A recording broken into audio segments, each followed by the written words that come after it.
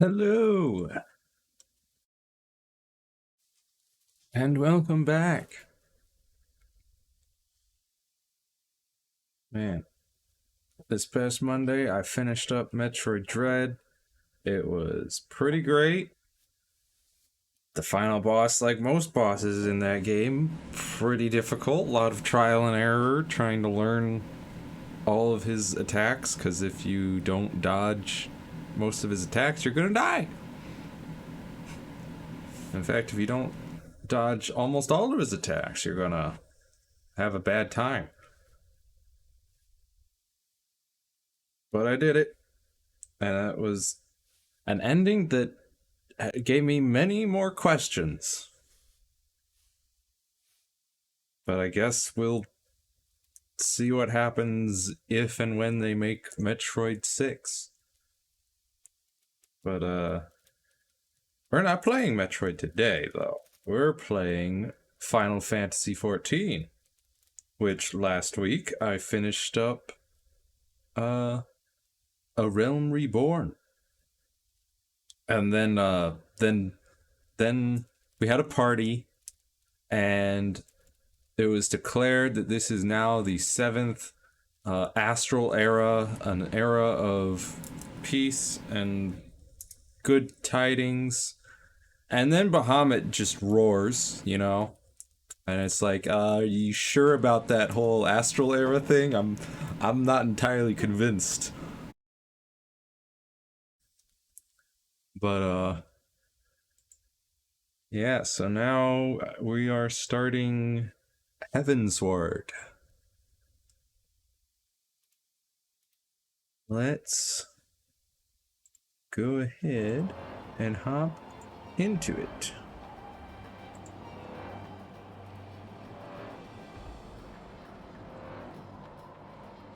So, guess what? I fly now. Aboard my Magitech armor mount. Look at that. Gotta go have some talks with a bunch of people here.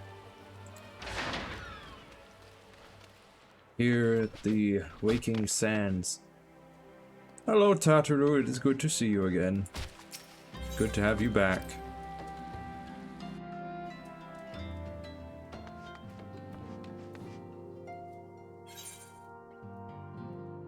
I go talk to this group of peoples.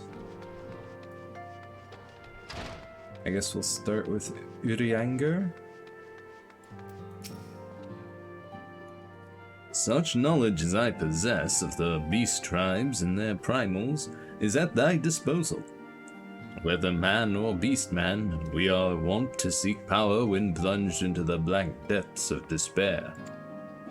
And that despair doth begin with the Amalja, who may have already summoned forth Ifrit.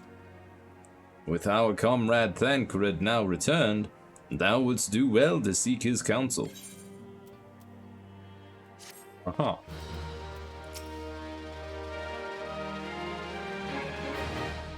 'Tis the lot of the powerful to attract the covetous as well as the needy.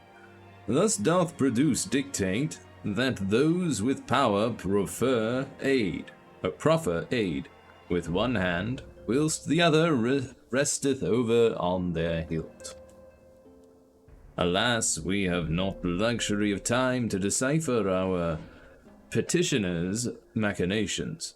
Nay, not while the beast tribes do labor unseen, defiant in defeat, to raise up their fallen primals once more. Doubt not that they shall return, stronger and bolder both, nor that we shall be the ones to meet them. This sacred charge shall ever be ours. 'Tis but a pity we are so few and our fortunes so finite.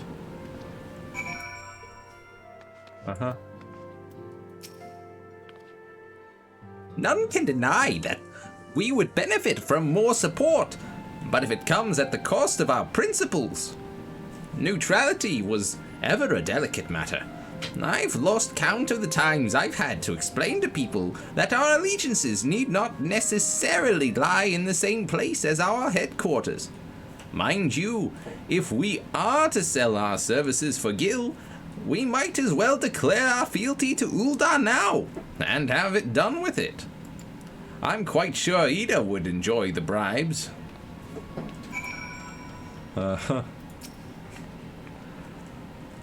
I've been receiving a lot of gifts lately, but Papa Limo keeps making me send them back. It wouldn't be so bad, but some of them are really nice. I mean, very nearly abandon your principles nice, you know? Hey, Stella. Recall you our meeting with the Admiral, shortly after the Leminson sent word of the summoning of Titan? Then mayhap you also recall my word to our host.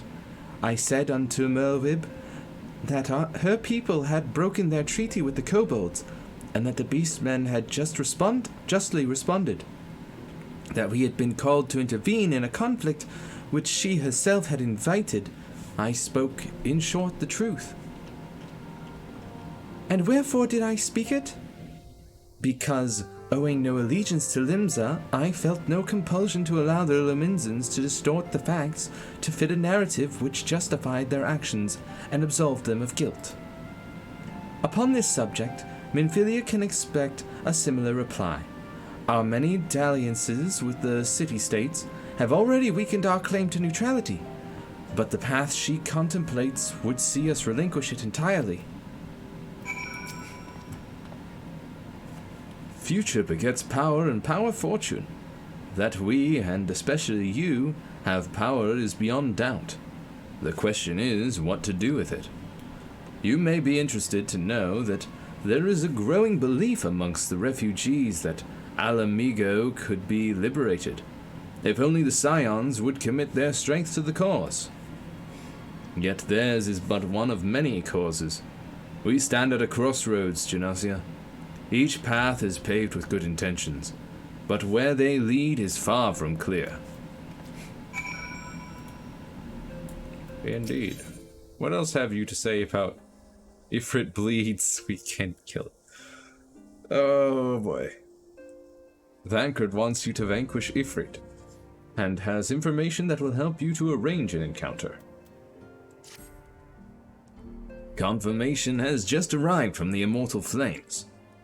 'Tis as Urianga said. I fear the Amalja have already summoned Ifrit. A confrontation with the Lord of the Inferno is inevitable. I would like nothing more than to lend you my blade, but the students of Baldesion insisted that I refrain from taking to the field where it concerns primals. I know not the workings of it, but it would seem that recent events have left me especially susceptible to tempering. As much as I hate missing out on the fun, for everybody's sake, I must sit this one out. Instead, I will focus on gathering and analyzing data. Now, the Immortal Flames have already conducted a preliminary investigation into Ifrit. They may well have information that will be of use to you. Do pay a visit to the Hall of Flames and speak with Commander Swift. One last thing before you depart. Doubtless you remember Minfilia's words, but this Ifrit is a far cry from the primal you first defeated. You will want to assemble your most dependable comrades for the mission. Be safe, my friend.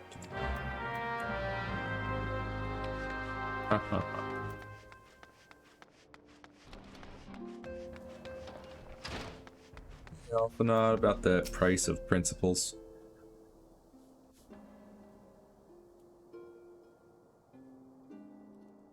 This situation is not wholly unexpected. I too have given much thought to our organization's future, though it would seem I have reached a different conclusion. Mayhap it is time I made my feelings known to the antecedent. Come along, Genosia.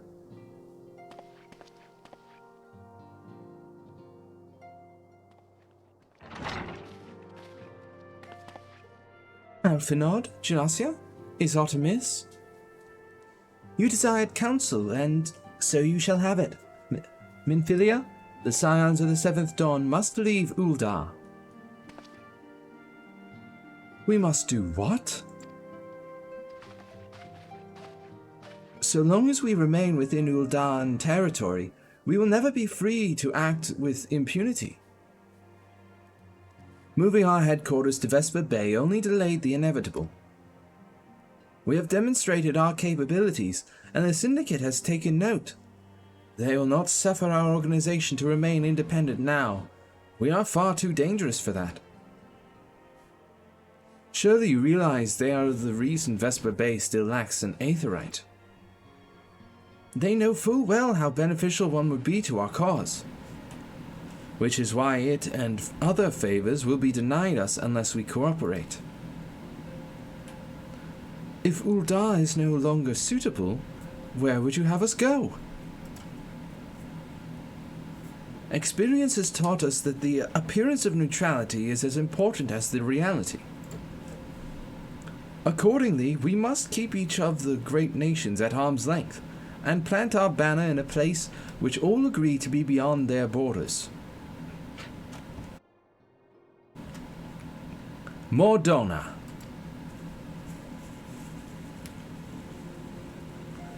Revenant's Toll, to be precise. It lies within neutral territory and offers all the essential facilities we require. By way of an additional benefit, it is also frequented by a veritable legion of adventurers who may serve to supplement our ranks. I am, of course, conscious of the fact that we have developed a certain bond with Ul'dah and her people over the years, but I truly believe this to be the best course of action. As you yourself observed, we have invaluable ties to the local community, forged through years of concerted effort. Ul'dah is our home, Alphinaud. To cast aside everything we have built and start anew in that desolate wasteland would be beyond reckless. The decision is yours to make, antecedent. I ask only that you recall the shared purpose which first moved us to found the Scions of the Seventh Dawn, and which moved you to found the Path of the 12 ere that. We aspire to an ideal, you and I, just as my grandfather did. That makes us more than mere comrades in arms. We are as much your family as... That will be all, Alphinaud.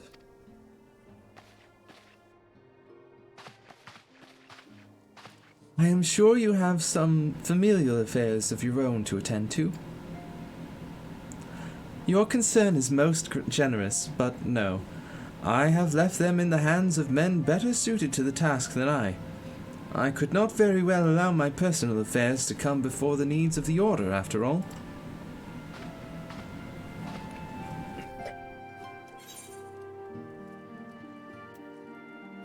I get a ring. Strength. Why is it all strength? I don't use strength. Why can't you give me a dex based? I guess I'll take the one with higher skill speed.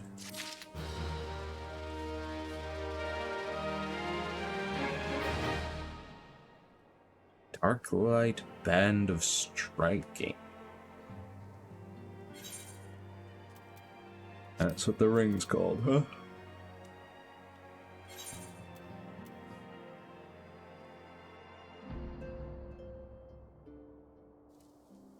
See, this one gives me +5 dex, which this one does not give me.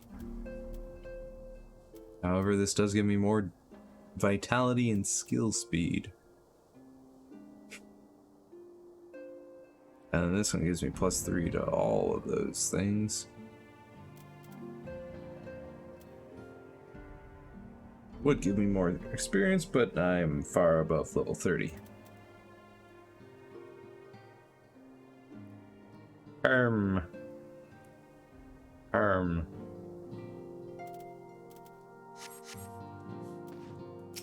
Hey, Manvilia.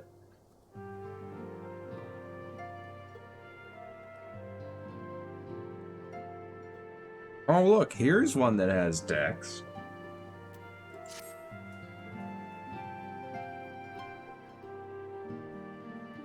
Leave Ul'dah. Has it truly come to this? Oh, Genosia. Pray attend to Alphinaud. He is engaged in some business or other that requires your assistance. Pray, be on your way. Alphinaud waits upon you, and I have much to think about. Oh, and tell him he shall have my answer in due time. Okay.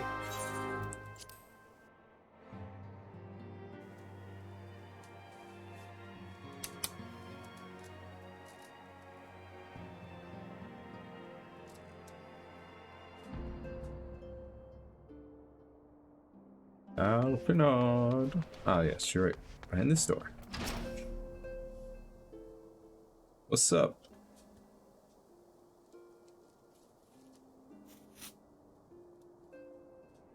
Confound it. She knows what must be done, and still she hesitates. All because of these fanciful rumors. I should explain. Minfilia's mother, well, adoptive mother, was among the great many who perished during the calamity.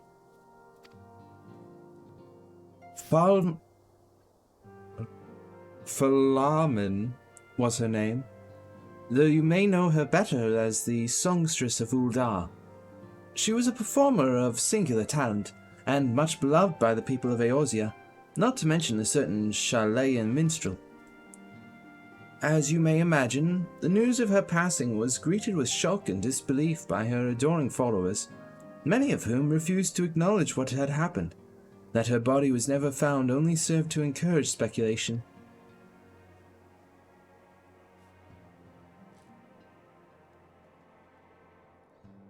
Minfilia too struggled at first to accept the truth, but as Flamin's absence stretched from months into years, she saw that there could be no other explanation.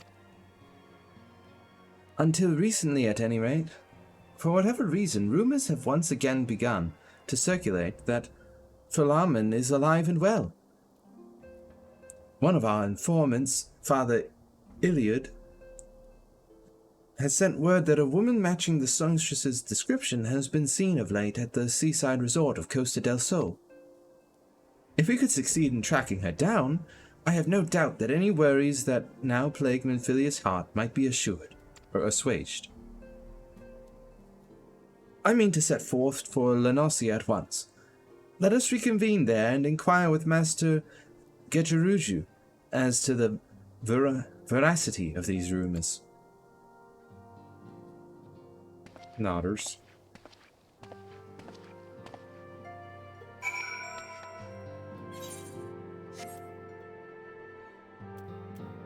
Right. Costa del Sol.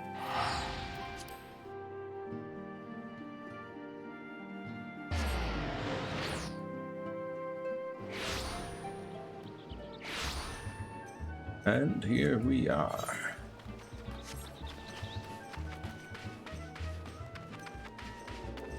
Ba, ba-da-ba, ba-da-ba-ba-ba-ba-ba.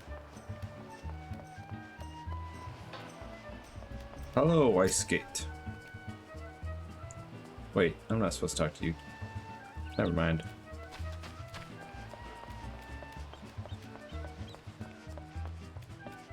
Excuse me, pardon me.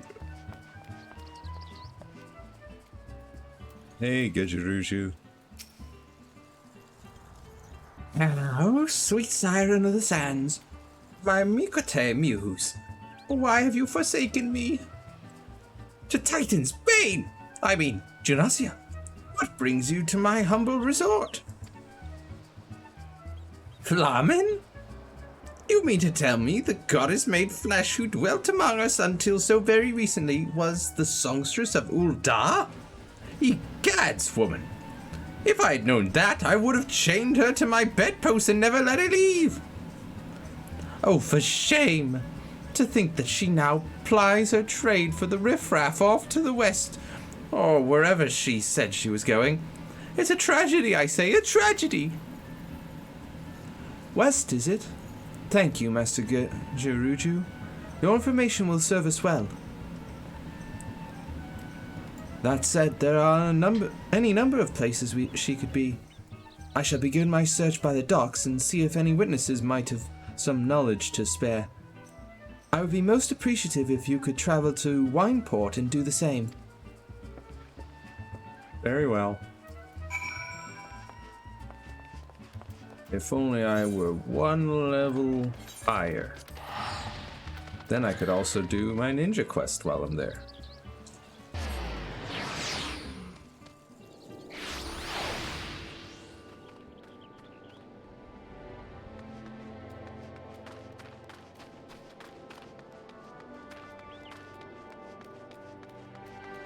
Alright, people of Wineport, I am here to gather info. Now tell me what you know.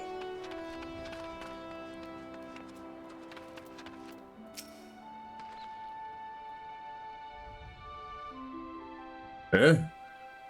You want to know if I've seen a Mikatel lass by the name of Falamin? I wish. I haven't seen a lass of any description for far too bloody long. Excepting yourself, of course.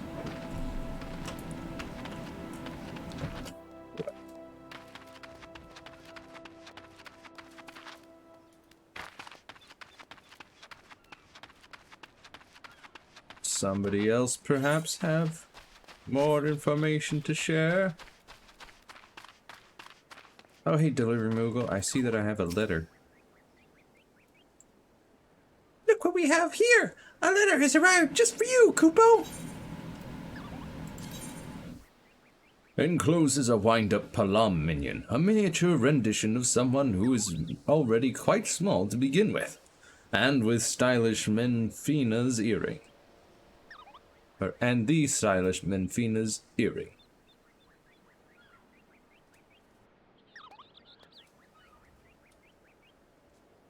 Disciples of War or Magic. Increases experience gained by 30% when level 80 and below. Attributes and item level vary according to class/job and current level when equipped. Okay, that's why it says plus 187 main attribute, 197 vitality, 177 secondary attribute, and 177 determination.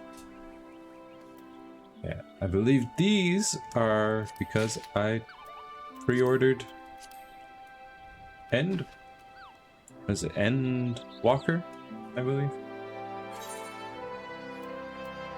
Let's go ahead and take a look at this. I mean, I clearly have to equip it. How do they look?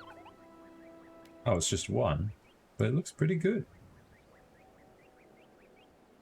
It's neat. I shall keep it like that. And also, let's see what its stats really are. It won't tell me. It says item level 430 though.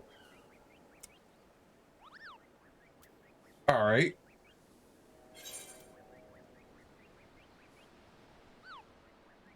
So if I unequip this, let's just compare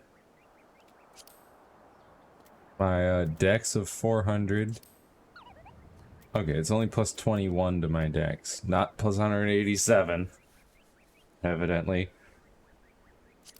But my vitality does go up by quite a bit, so it seems that vitality and determination do go up by that amount. Actually, let's see. Determination. No, determination goes from 236 to 251, so that's only a difference of 5. Plus 5 determination, not 177. Lies. Slander. But it'll increase my experience gain. And it's good for any class. I like it. I like it very much. Excuse me. Berglent. Well, if it isn't Jonasia, the savior of Wineport. To what do I owe the pleasure? Ah, yes. We did receive a customer matching that description. She was a delight to behold. To give the woman her due, but her perfume was so ghastly. I had no choice but to eject her from the premises, interfering with the tastings, you understand. If she is your quarry, why not consult your blind associate? His olfactory perception is without peer. Given that I could smell the woman from a mile away, I dare say he could smell her from 10. Uh-huh, cause your nose is just so much better, huh? Hey, Shamani Lamani!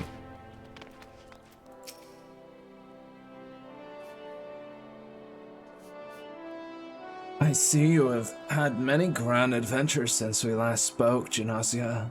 You must share them with me sometime. The girl from a little while ago, one does not forget a perfume like that. So robust and intoxicating, yet simultaneously familiar.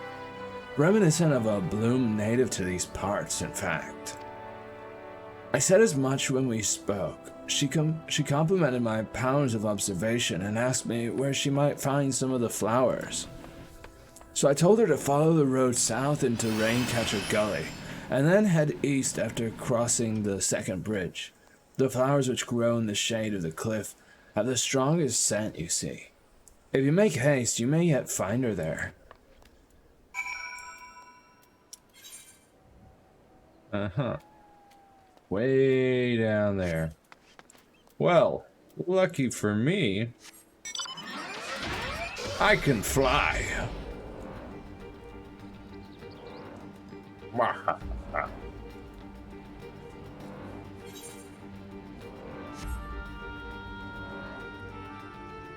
It's so great to be able to just fly right across all of this. Not have to deal with any enemies being all aggro, even though they're quite below my level. Oh.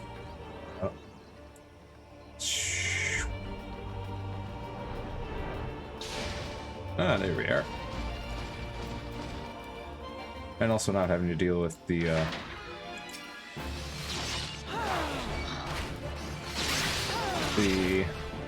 terrain.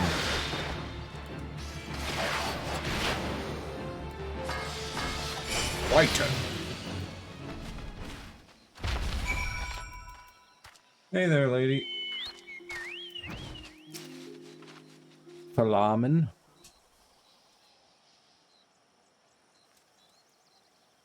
I am in your debt, stranger. I did not realize my activities had aroused the Gubu's ire until it was too late. Their oils can be used to make perfume, you see, and I... Ramen? I don't. Who are you? Whom do you serve?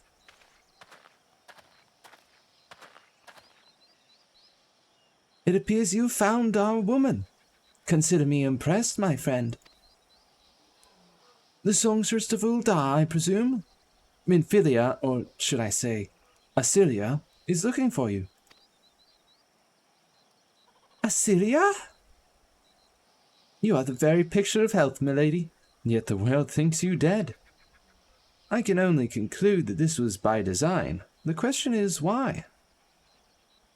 Not everyone who endeavors to find me does so with the best intentions, child. You will be pleased to know that I fully intend to reveal myself to Minfilia when the time is right. Oh, well, that does please me, more than you know. But tell me, sojourns in the forest of Lenosia side, when exactly will the time be right?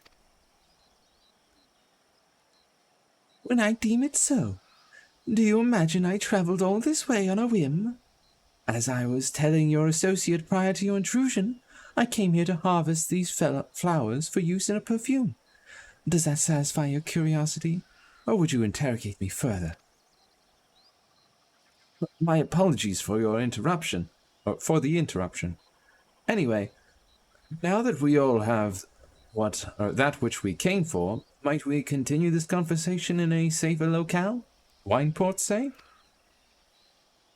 Nodders.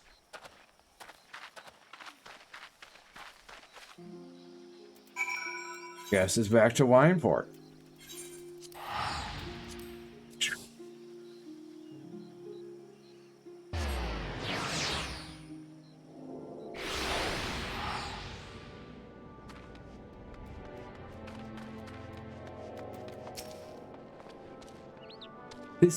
This is not at all how I had envisioned it. I can scarce begin to imagine what emotions will go through Minfilia's heart when she reunites with her mother after all these years. Indeed. Let's have a look at this rainbow. 9 dex, 10 vitality, 9 crit, 8 determination. I will equip that instead of this one.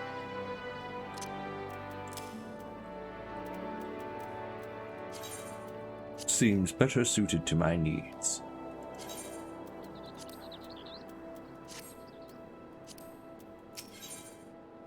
Alright. Balaman has made her peace and is ready to reunite with her adopted daughter. You say my daughter awaits us in Vesper Bay, yes? I have kept her waiting long enough. Let us be off on the next ferry. I can finish fashioning the perfume along the way. Understood. Come with me. It would be my pleasure to escort you to the Waking Sands. Ba, ba, ba. Oh, you escorted me too. How nice. I didn't have to use one of those teleport letters. Entrance to the solar.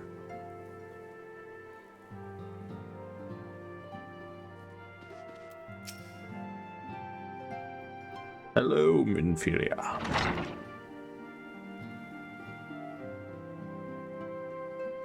Antecedent, you have a guess.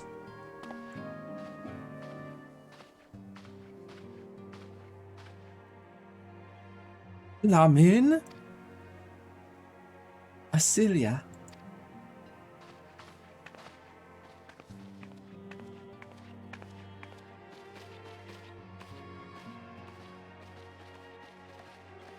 Oh, joyous day.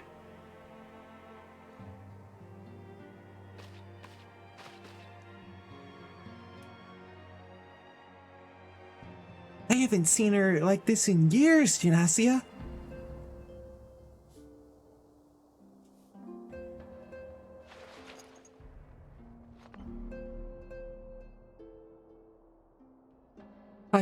I truly never believed it when they told me you were dead, but what kept you away for so long? The Imperials came for me, as I always knew they would, and so I resolved to stay as far away from you as I could, lest their pursuit of me endanger you and our cause. I could think of no better way to grant you the freedom to continue our work. And continue it did, achieving things I would not have imagined possible. I followed your every success and celebrated in secret. I'm so proud of you, Asilia.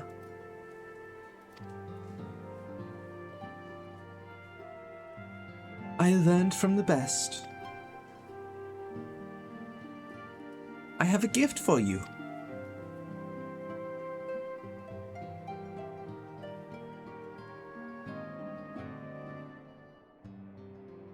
Celseria perfume? You remembered. How could I ever forget? You wore it all the time. If ever I lost sight of you, I could find you again just by following my nose. I did not think it was made anymore. You must have gone to so much trouble. It was no trouble to me, my darling. I fear I cannot say the same for Genasia, however. I could not have made it without her.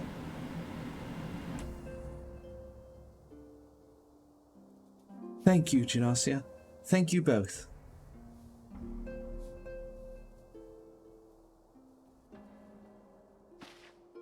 There's something else.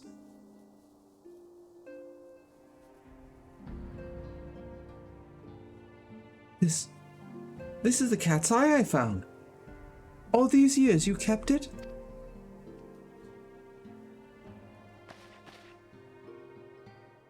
My father was a member of the Alamegan resistance. When I was a child, he brought me here to Uldar. The accident which claimed his life happened shortly after our arrival.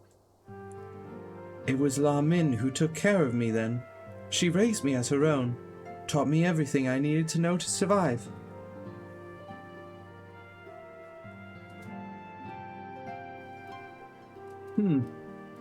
I am no stranger to the facts of your history, yet I fear I have failed to grasp their implications.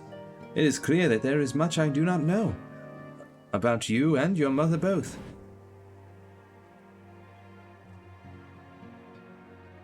One of her first lessons to me concerned mining. and I was a very dedicated student. This cat's eye was the first stone I unearthed. It wasn't much, of course, but I was exceedingly proud to have found it nonetheless. So I gave it to La Min as a gift. She said it was beautiful, but there I am at a loss. Why are you returning this to me? Is something amiss? No, Celia. Nothing is amiss. Quite the opposite. I need you to realize how far you've come, and how much farther you must still go. You and your allies have accomplished more than I could ever have hoped. You have succeeded where I failed, and made me so proud that words failed me. But even as I marvel at the woman you've become, and at all the many things you've done, I cannot help but think of that which you have yet to do, and of what it may entail. Acelia, daughter, you cannot stay here anymore. You and the Scions must leave Ul'dah. La Min. You built it once, Acelia. You can build it again, and this time we'll do it together. Truly?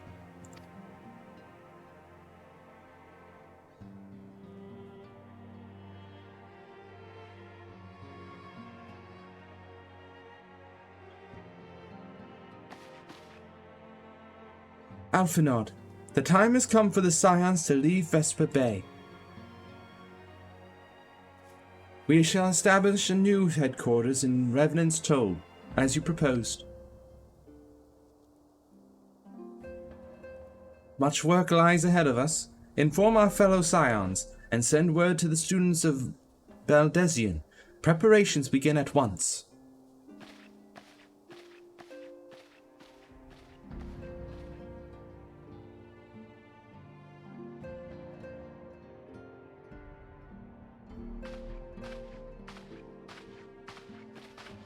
What about all these teleport letters that I have that take me right here?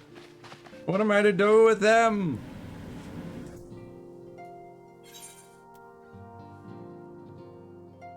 Alright, what do we got here? Strength, strength, strength. Always strength!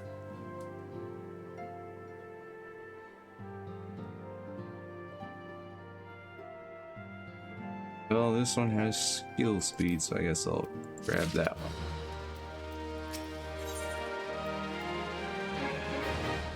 This one's got Dex. Why is Dex lumped in with all the mind and intelligence?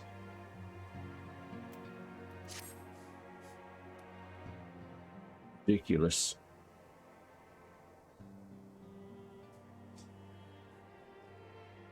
It is all well and good that we have found ourselves a new home in Revenant's Toll, but there is so much to be done, and in so little time. Our first step will be to secure the cooperation of the Adventurers Guild representatives there. Were it not for the Guild's considerable efforts, the original Camp Revenant's Toll would have never been established, much less its more heavily fortified successor. However, with construction still ongoing, and resources in short supply, it seems certain that the Guild will require something in return for their support, sympathetic to our cause though they may be. Whatever they ask, I shall not begrudge it. To be plain, we need them more than they need us. Without their assistance, such essential tasks as securing new facilities, cultivating relationships with local merchants, and recruiting adventurers would prove difficult, if not impossible. You need not concern yourself with such matters, Antecedent.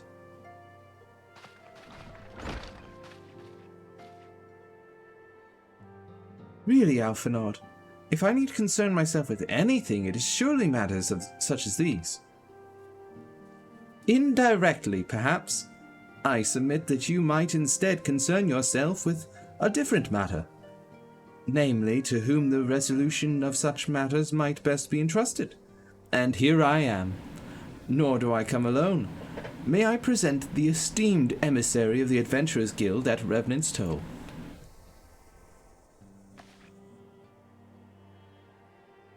It is an honor, Antecedent. Upon receiving word of your intentions from Master Alphinaud, we thought it best to begin talks at the earliest available opportunity. Know that my associates at Revenant's Toll hold the Scions of the Seventh Dawn in the highest regard. We should be honored to welcome your organization. There are, of course, certain provisions which must needs be negotiated. If it please you, I would do so. It does.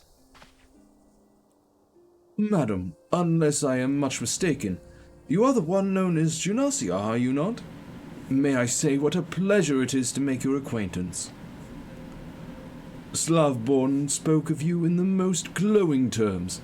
To steal an Imperial Reaper and use it to infiltrate a Galaean castrum is an undertaking few would contemplate, and fewer still survive. You shall always be welcome at Revenant's Toll. We hope you will favor us with your presence again ere long.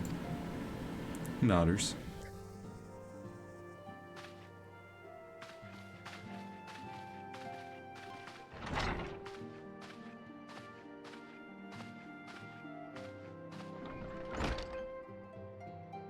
Well, well, it would seem your reputation precedes you, Janasia. Mayhaps I should dispatch you to Revenant's Toll with all haste, as first intended. But before that, I dare say you have earned yourself a rest. After all, you have travelled so far, and there is already so much you have done for us, and for me. We will speak again anon. Till then, take care. What if we speak again now? What then, Minfilia?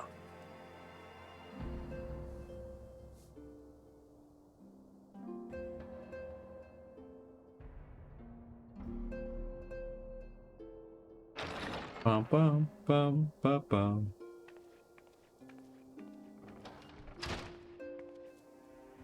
Ah, Janasia, were you able to get some rest? I would ask you to come with me to the Solar. Alphinaud has just returned, and it would seem there is something he would share with us.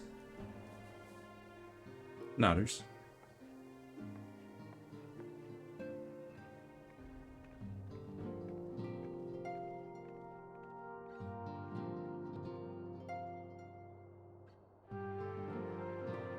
What you got, Alphinaud? You're here. Good.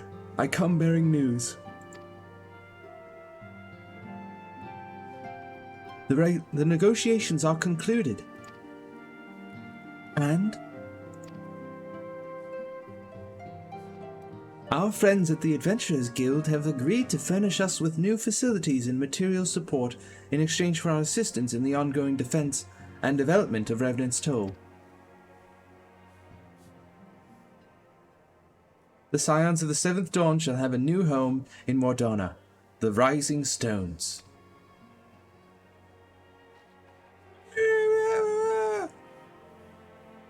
A bittersweet victory, if truth be told. I cannot deny that I had come to look forward to Tartaru's tales of our many guests and their many, many demands. From the waking sands to the rising stones. Passably poetic. That wasn't your doing, was it?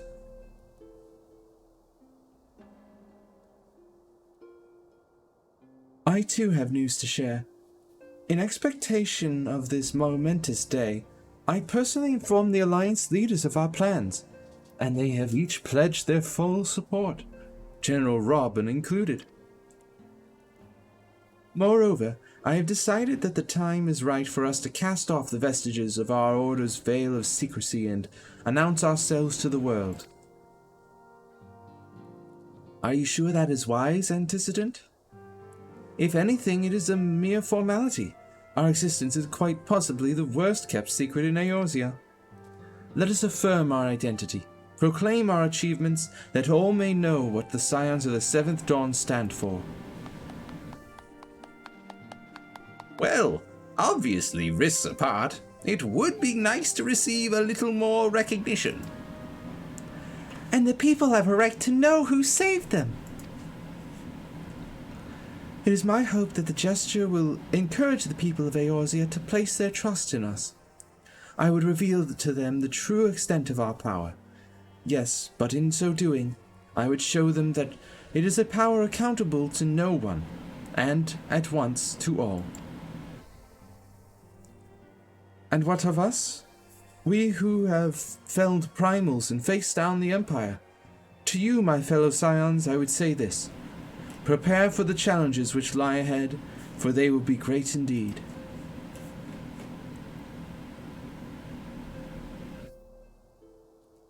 Great, I say, yet no greater than us, and we will rise to them, as we have time and again, united as one.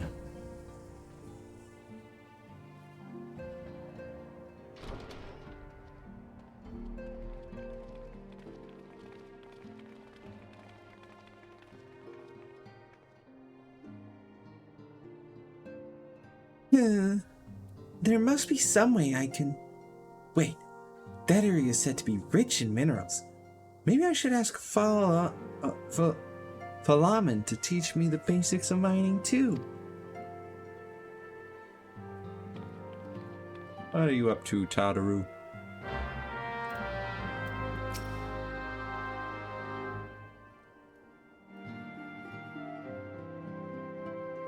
Do you ever wonder how he does it? Halfanod, I mean. It was almost predictable that he should appear with an emissary of the Adventurers Guild mere moments after I had expressed the need to forge ties between our organizations. Truly, his sense of timing rivals even your own. Setting such mysteries aside for the present, I have a task for you. I would like you to deliver these documents to Slathborn. They concern our forthcoming move. Do take care on the road and represent us well, Genosia. Right. Well, so this one wants me to go to Ul'dah, and you want me to go back to Reference Toe. I think I might take care of this first.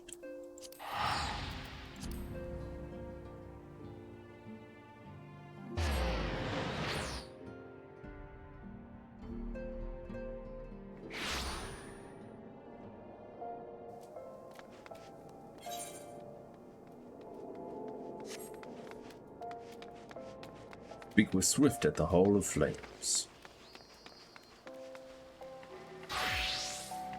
Okay.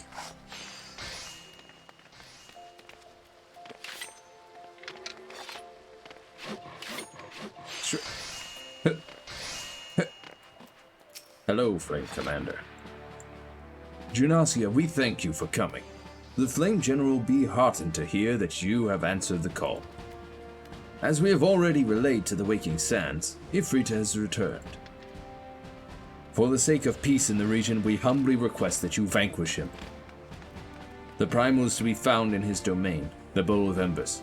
To get there, you must use the Beastman Aetherite, found within the depths of Zaharak, the Amalja stronghold. The Amalja have constructed their own Aethernet from salvaged Aetherite shards. This being the case, you should be able to use it without problem.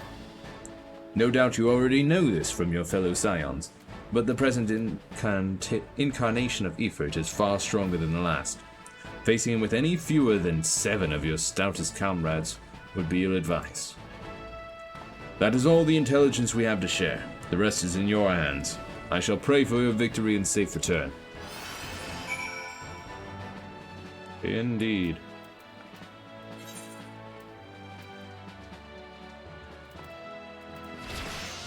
Well, I shall hold off on that one.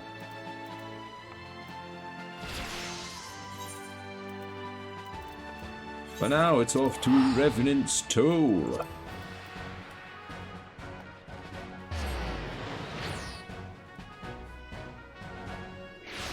Modana. That's a lot of quests. What even is this outlandish man? An oddly garbed man visiting Revenant's Toll has some information which might be of interest to an experienced adventurer. Legacy of Alag.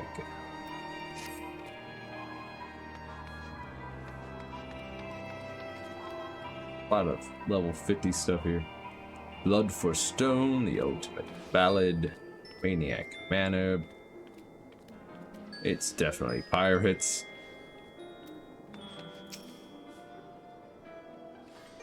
I was told to expect a scion, but I didn't expect it to be you. It has been far too long, Genesia. You have something for me, yes? Have this. Let's see now. Yes, everything appears to be in order. You'll be staying with us for a while, yes? Would that be a dozen or more like you? Since we don't, though. We'll just give you the work of a dozen men. I jest. I'll take this though. Ba ba da ba. Dark like choker of Amy.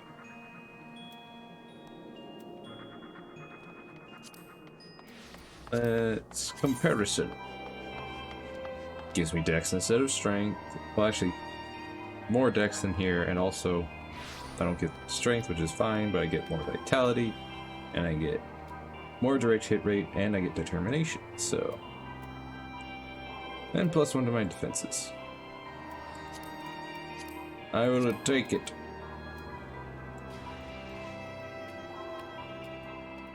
Looks good.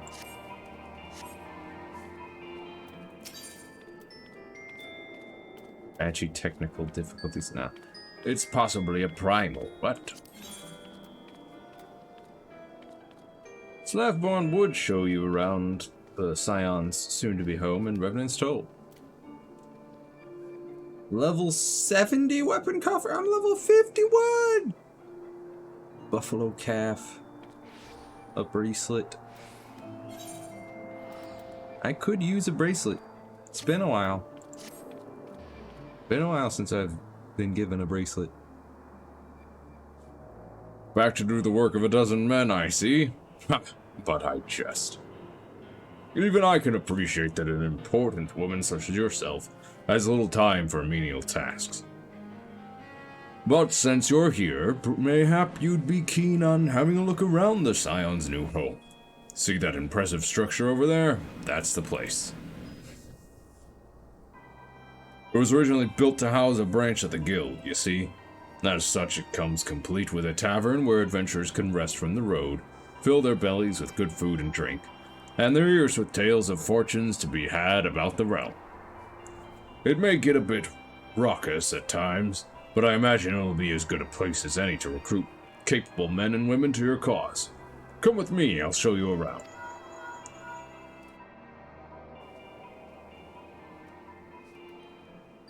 Is that you, Janasia?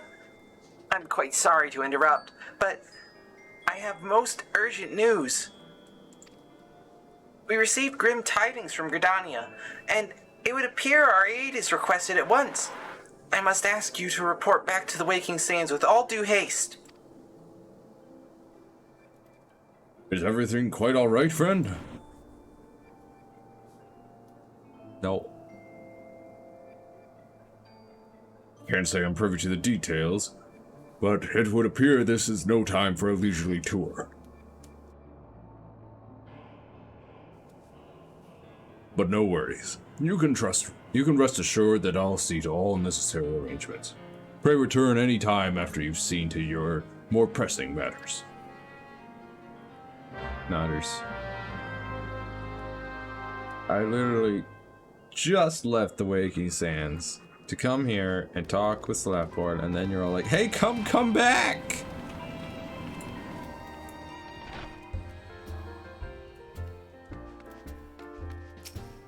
What do you have to say? Maniac Manor. Looks as if she's seen a ghost. Lozong. Turds in the sleigh. King of the Hull. It's definitely pirates. Not easy being green, which is dungeon requirement, the Wanderer's Palace. Hugibert. Out of sight, out of mind. As news he would share in the strictest of confidence. The ultimate ballad. Simply to die for.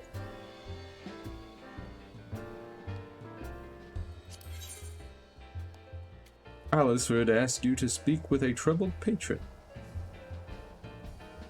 Rotano blue dye, Adamantoise green dye, and coral pink dye.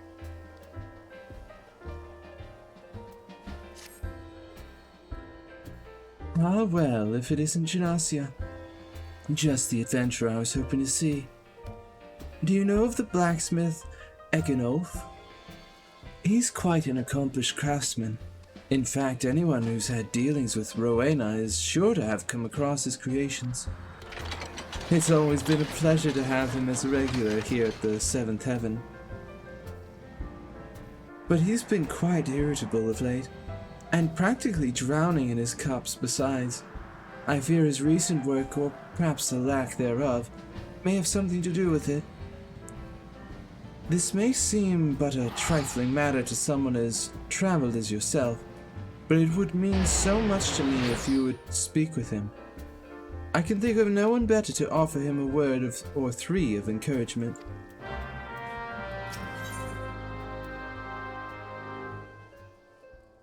The ultimate ballad. Your reputation precedes you, Janasia. In fact, it's for that reason that I'd like to introduce you to someone. That minstrel at the end of the bar wandered in here the other day. Said he was seeking inspiration for a new ballad. The sort only an adventurer of distinction could provide. Who better than the woman who saved the world to give this minstrel the stories he seeks, eh? Humor the gentleman, I say. Deeper knowledge.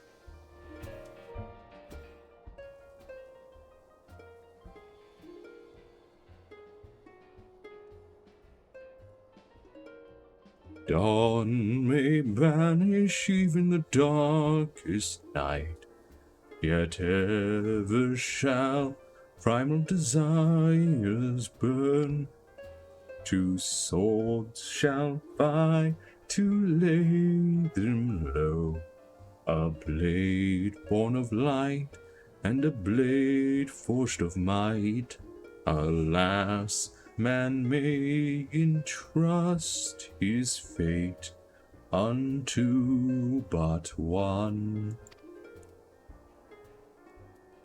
Lest you wonder, these are the words of Archon Louisois, while not written as poetry, I find poetry within them nonetheless. Years ago, when I arrived in this land, I was beset with peril day and night, forced to endure countless trials which tested my mind, my body, and my faith. And I am not ashamed to admit that I would have faltered had it not been for the help of a handful of nameless adventurers, honest men and women who proffered the hand of friendship to a weary soul and led him safe from the darkness. When I look upon you, I am reminded of them. I can tell that you are well-traveled and possessed of both constancy and character. You are a woman of the adventuring profession, yes?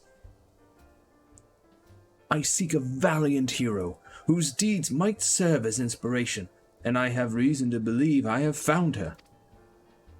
After all, was it not you who faced Gaius van Baelsar and his Allegan weapon? You must tell me everything that happened. Omit nary a single detail, I beg of you.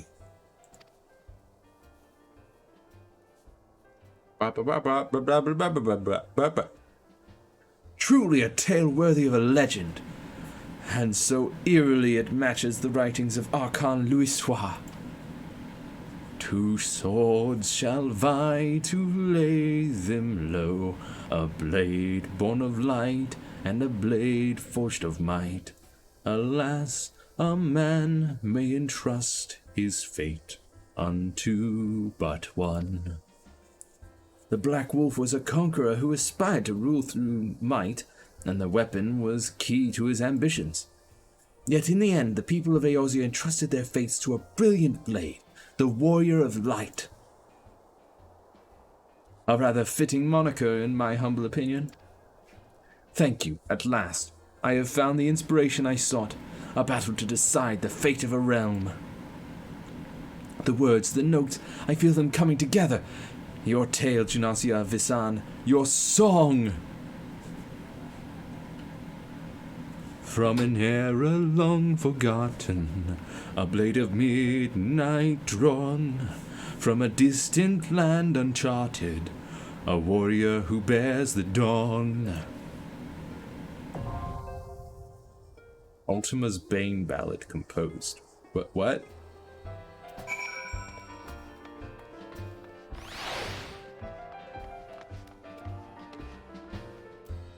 Use the duty finder to confront the Ultima weapon.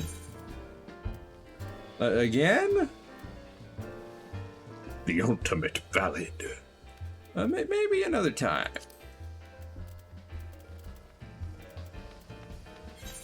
How about this one?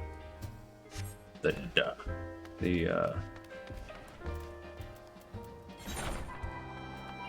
Diamond Forge. This is where I shall go.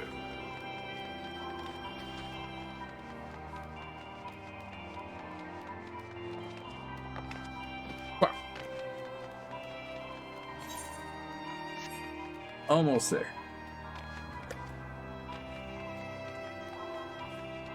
To the Forge of Diamonds. Egenolf.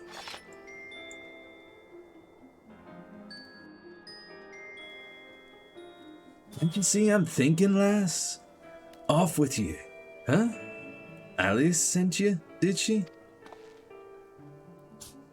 And I suppose she just happened to mention me contract with Rowena, eh? I thought she'd be satisfied with me vintage gear. There was a time it practically flew off the shelves, bringing in adventures with tombstones by the bucket. But now... Ye divas are a fickle lot, and apparently none of ye'll be caught dead in me stuff no more. Now I've got Rowena jumping down me throat, clamoring for summit new, summit the realm ain't heretofore seen. No one expects too bloody much, I tell you. But if I don't fill me contract, she'll have thugs fitting me feet for lead boots. If only I outbright ideas each dawn like I did me ale. Hold your horse, birds. I know ye from somewhere. You're one of them venturers what sorted the bloody relic armor movement way back when, ain't you? As I live and breathe. Tried as I might, and holy, I did. Or did I try? I wasn't quite able to recreate them masterworks. There was something about 'em, a certain quality even the great Egenolf weren't going to match. I suppose one truly, or never truly can rival the classics, eh? Ah, Alice, ye sly shrew, that's why you sent this one. You wanted her to remind me of the old days, when Armorcraft was about the armor and naught else. Somewhere along the way I reckon I got caught up in the hurly-burly and lost me way. You know, I reckon it's high time I got back to basics. Focus more on who'll be wearing me gear than the pretty tale on that Mikote selling me the parts. Might be then I can come up with something what'll satisfy old Rowena. Cheers, lass. 'Twas kind of you to stop by. And while you're here, how about I fix you up your own set of relic gear? Mine assistant, Kakalan here can augment each and every piece. Course, that's assuming you can bring him the proper parts. I ain't running a charity. Don't go forgetting your gear neither. You may now trade with Kekalan. After obtaining the appropriate augmentation item, you can exchange it along with artifact armor for augmented artifact armor, which, unlike regular relic armor, can be dyed any color of your choice. Please note that the augmentation item required will vary depending on the artifact armor you wish to exchange. I guess I'll take Rotono blue dye.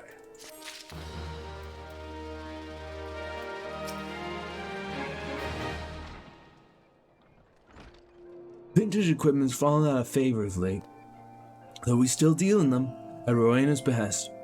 They're now bespoke items. She won't have valuable shelf space taken up by wares that don't sell, you see.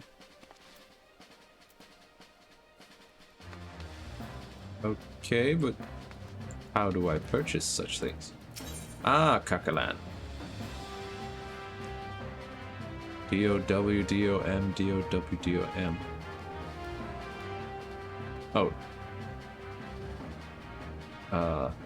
Something of war? Any friend of Eganolf's is more than welcome here. How might I help you?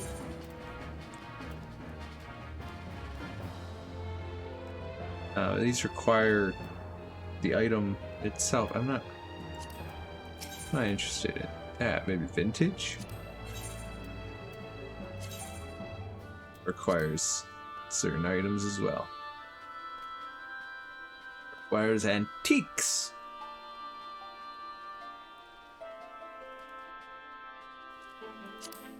Worm's greaves. Look at those greaves, though. They look sick. Sadly, they're only for, what is it, Dragonlancers? Or whatever that class is called.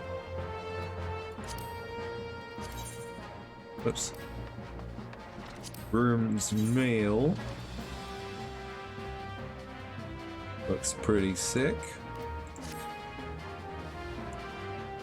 What about for a ninja Koga chainmail, which I actually have? I do have Koga chainmail.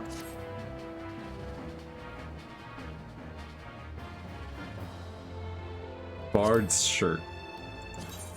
That's what you call it. Bard's shirt.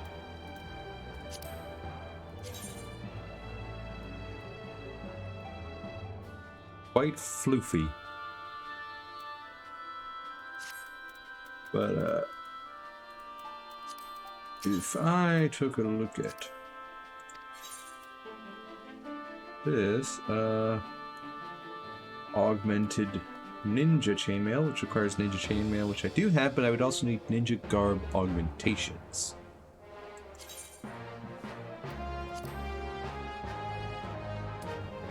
Huh.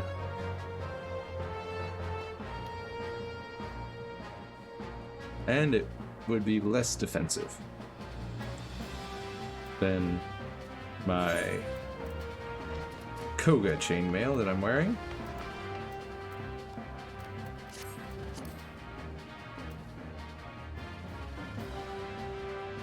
Well. Oh, also, I should use this wind-up palam.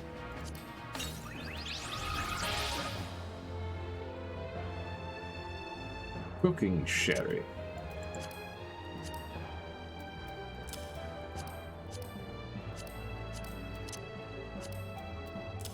Move that over there. Move this dye. If I did want to dye such a thing,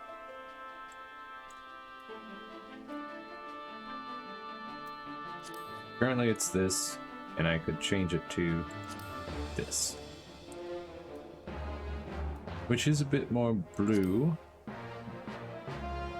This one's got a bit more red to it, making it a little purplish. This one's a bit more sky blue on the arms and almost a navy blue on the vest. Decent die, decent die. Fantasia.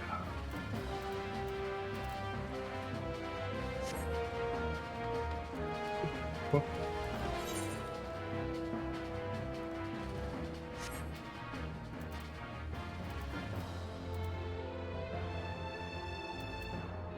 So I'll speak with Tataru then.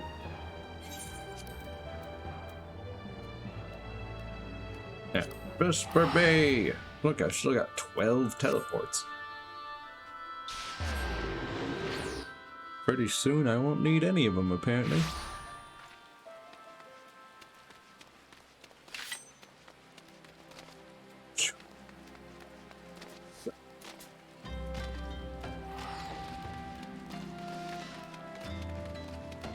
Wow. Whoop. Crap. Hey, Tataru.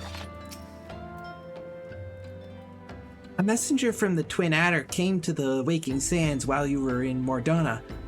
I wasn't privy to his conversation with the antecedent, but I did see the look on her face after he took his leave. Something is definitely amiss. Could it be that the Ixal have summoned Garuda again? Or mayhap Imperial forces have been sighted within the Shroud? Well, whatever it may be, I'm absolutely certain it's nothing you can't handle. Now go and ask the antecedent if there's anything you can do.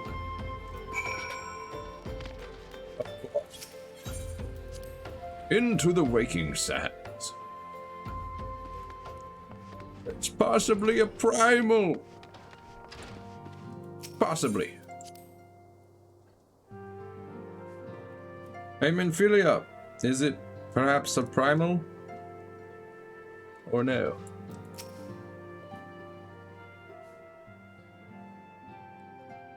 I knew this day would come, yet I prayed it would not come so soon. We have reason to believe that another primal, or an entity resembling one, has been summoned in Gridania.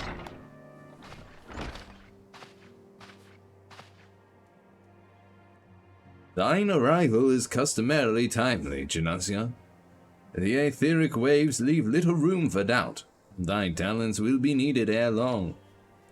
If there be truth in my suspicions, 'tis a familiar foe we face, though one quite unlike the Lady of the Vortex.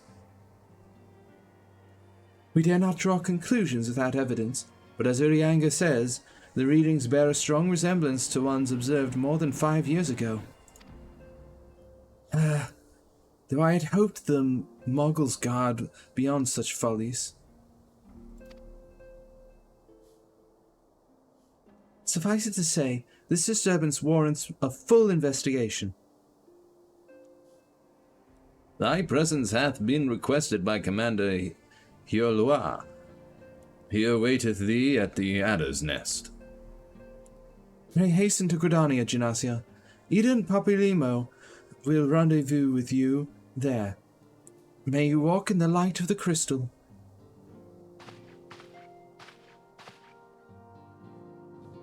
And also with you.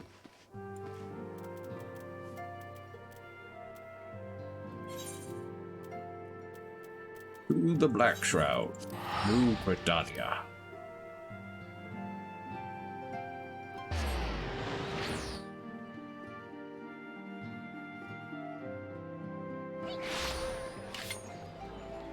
Did I hear a Pika?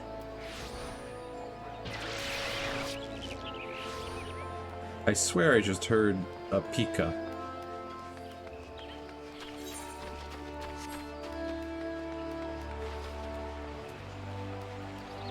Very strange. What are you on about? A bad bladder and fear and Odin in the shroud. What? No, come on. Come on. You're like practically there. Yeah. So close. A pleasure to see you as always, Genasia. Thank you for answering my summons. Quite frankly, I could think of no one more qualified to... but we're getting ahead of ourselves. Allow me to explain. Indeed, and also give me things. No. No, why is it always strong? Bracelets of strength do nothing for me.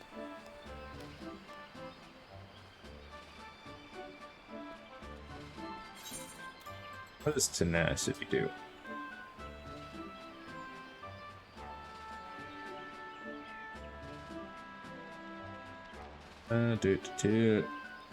That's only for tanks. Well, I guess I'll take this for an eventual tank class, I assume.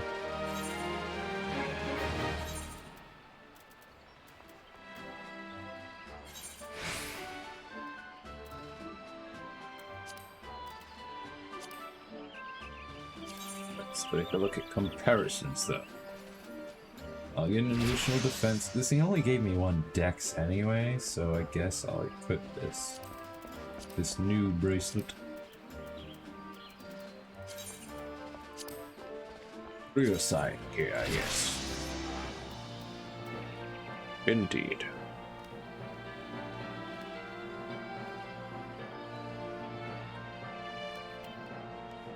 Look at that. Gear level 78. Level 70 weapon coffer. Let's open it up. Giant skull cleavers.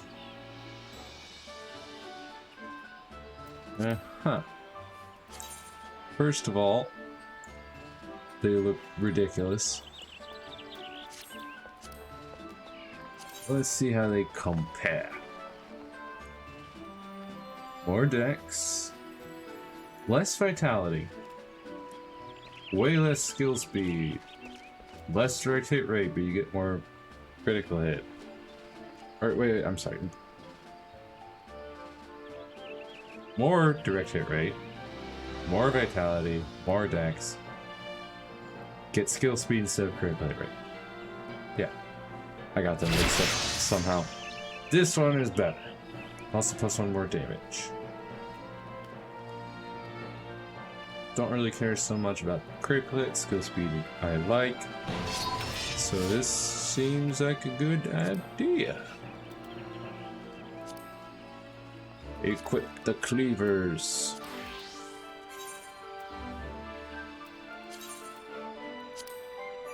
Side gear. Don't feel until tender and juicy, not that anyone would ever think of eating them. Of course not. Who would dare to think of eating a buffalo calf? That would just be terrible.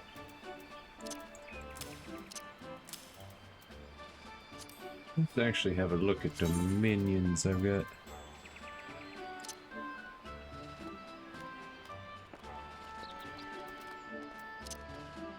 You know what, I'm gonna summon a buffalo calf.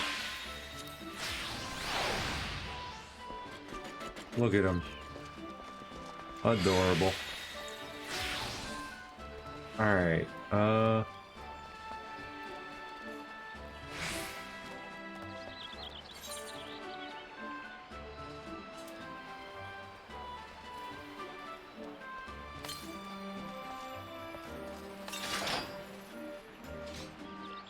to the inn soon.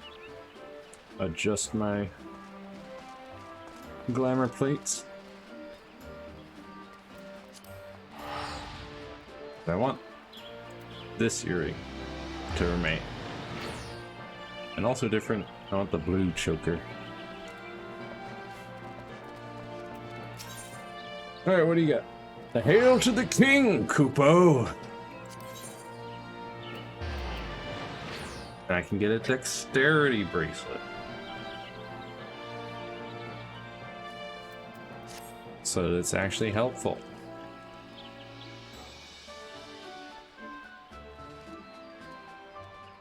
Not long ago, the Moogle Kuplo Kop visited the Adder's Nest to request an audience with the Elder Seedseer.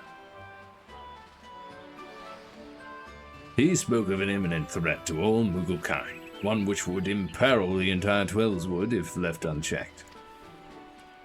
You proved an able ambassador to the Sylphs, and we would have you reprise the role in our dealings with the Moogles. The rest you should hear from Kuplo Kop himself. He awaits you within the Elder Seedseer at the Lotus Stand. Or with the Elder Seedseer at the Lotus Stand. Very well. I shall be your liaison.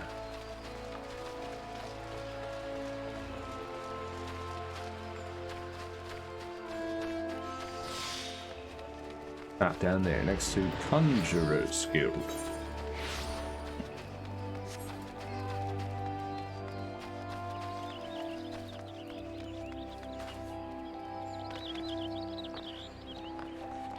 I would like an inn room, please. Retire to an inn.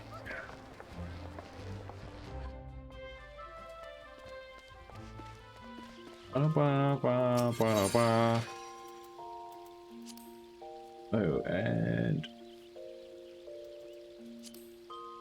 I would like to sin. Right?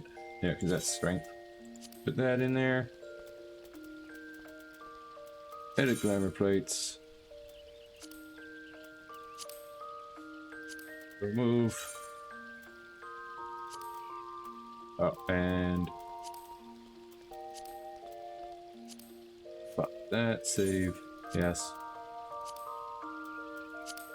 Remove. Swap. Save. Very good.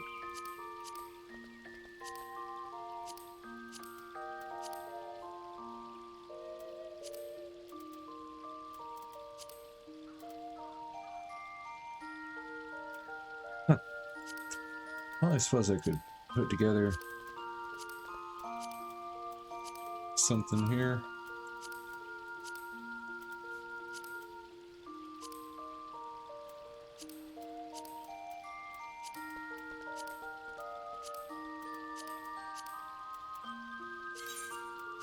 If I ever want to switch tops like that.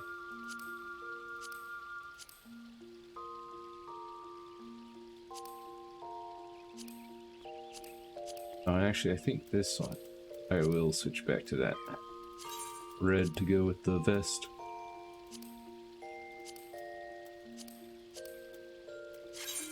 Looking good. Now I can apply glamour.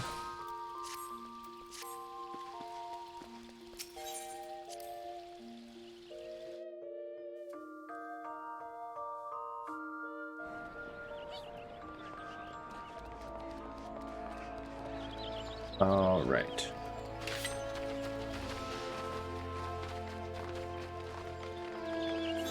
To the Conjurer's Guild.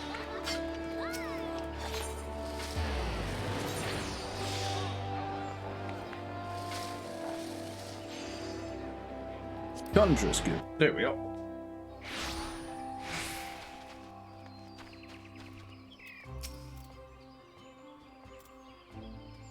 The other scions have already arrived, madam. May I show you in? Yes.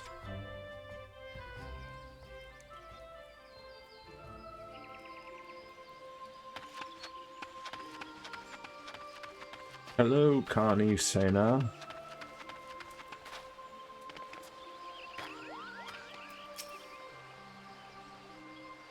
And Cooper? Please, we have to stop them. We mustn't kill them. They're not bad, Moogles, Kupo. They're just misguided. A gentle, no, firm thrashing is in order. Yes, but no. Calm yourself, Kuplo Cop. Can you not see that she hasn't the faintest idea what you're talking about? Be quiet this instant. Pray forgive his witless outburst, sister. Most grateful am I that you have come, Genossia. And upon such short notice, truly, Gridania could not wish for a more stalwart ally.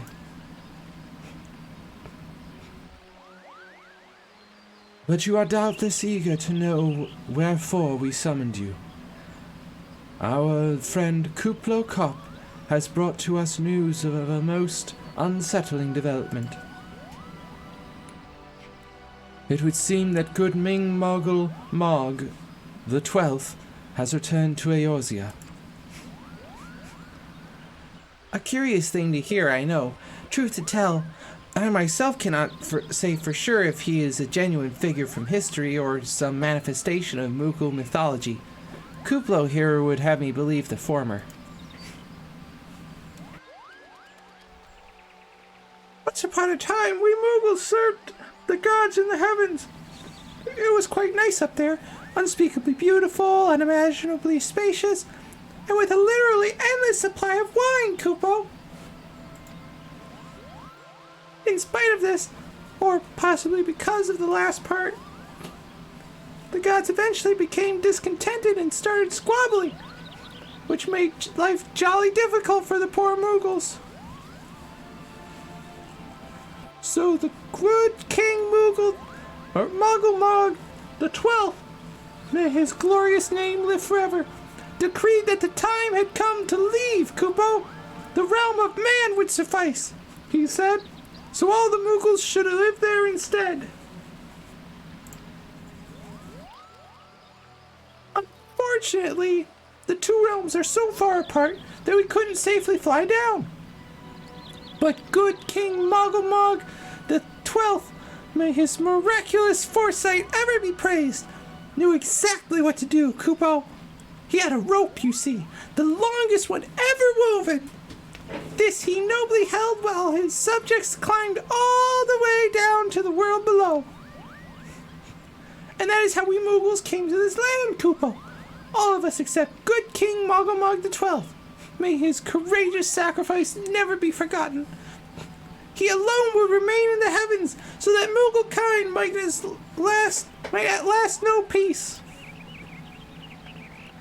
Except that he has not remained in the heavens. From what I understand, that being your reason for contacting us, yes? I'll bet he tied the rope to something. Good thinking. Remind me again what the problem was with him returning to Eorzea? The problem, Ida, lies in the fact that he was summoned. It is our belief that good King Mogul Mog the 12th is a myth made manifest via means akin to those employed by the beast tribes in the summoning of their gods. Wait! You're saying a handful of Mughals with a boatload of crystals wished really, really hard and he just sort of appeared? Would that even work? What I cannot fathom is why they would even try. With Garuda humbled and the Ultima weapon destroyed, what new threat could have prompted them to take so drastic a measure? Might that not in itself be the answer? Twice in the last half-decade, Eorzea has been brought onto the very brink of destruction, only to be spared at the last by the heroics of a chosen few.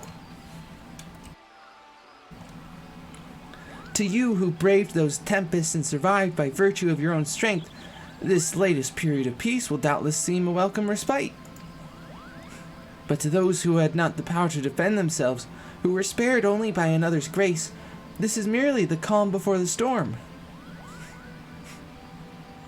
I think that Mogglesguard are afraid of what tomorrow will bring, and that things may not end so well as they did yesterday.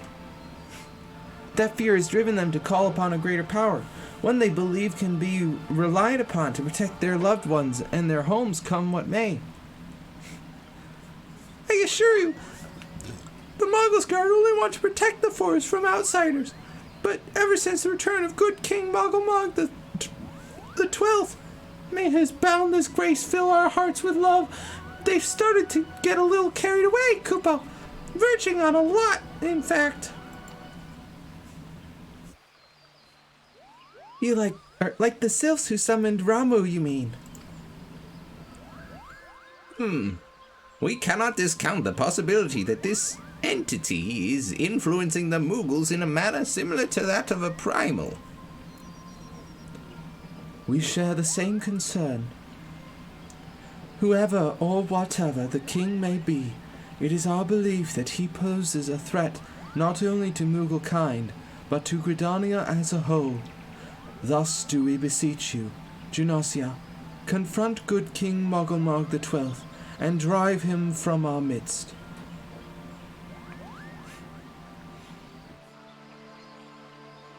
Humbly, I do thank you.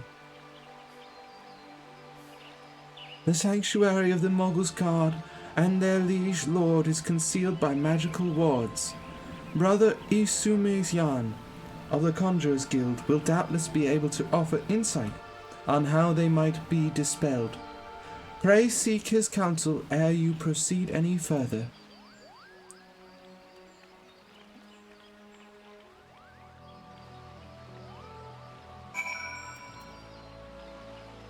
Alright. Time to talk to a conjurer. Hail to the king, Kupo!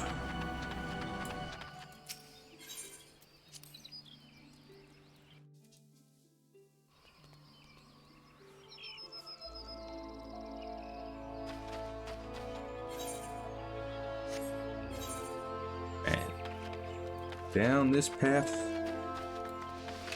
it's where he lies.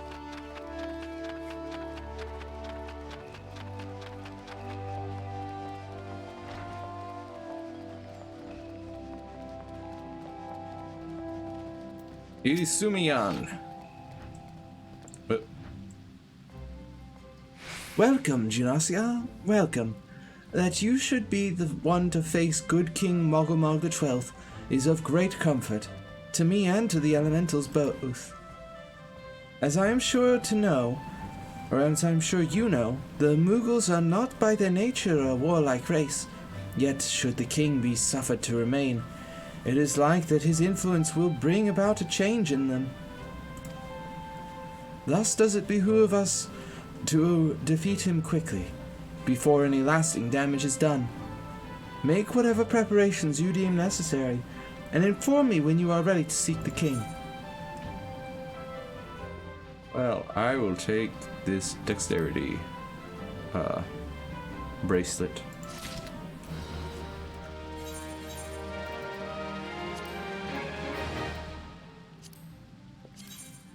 Let us see the comparison. Dex instead of strength, good. Vitality. I get same direct hit rate, but I get critical hit instead of tenacity. Yup, I think I'll go with this one. Much better.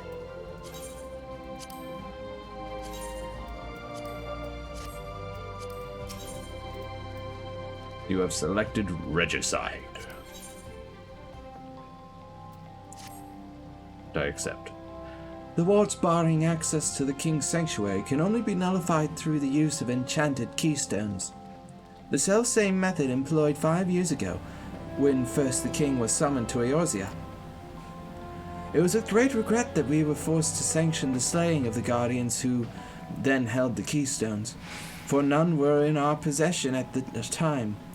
By the grace of the elementals, however, we have been spared that burden on this occasion.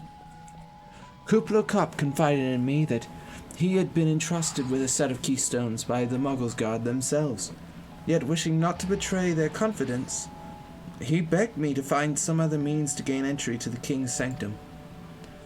Alas, I have been unable to do so, and dare not labor any longer, for fear that the Muggles might succumb to the corrupting influence of their liege lord. We must needs have Kuplo Kop's keystones, Junosia. Pray go to him and beg his assistance. He awaits you at West Shore Pier. Impress upon him our great need, and I am certain he will yield.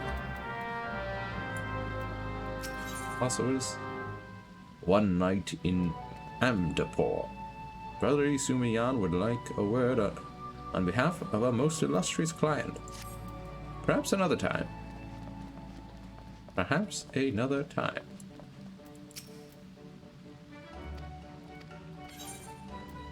No, not yet. At least. Not currently. I'm gonna go. I'm gonna go where? Oh, just to the docks here. Very well. That means the Lancers Guild.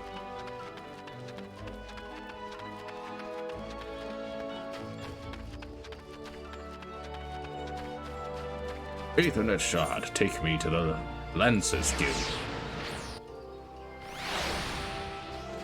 Many thanks.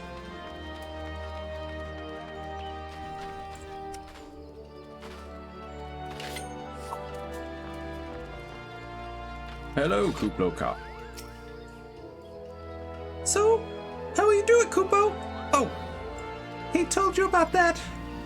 Well, if there truly is no other way, I'll do it, Kupo. Take the ferry to Swift Bloom Pier. I'll go on ahead. Wow.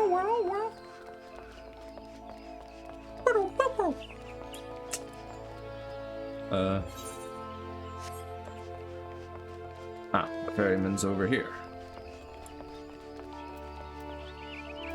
Ferry skipper.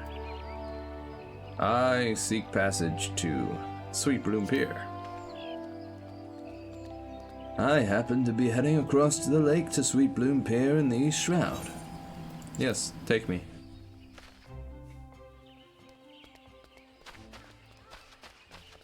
Those are some large Moogles.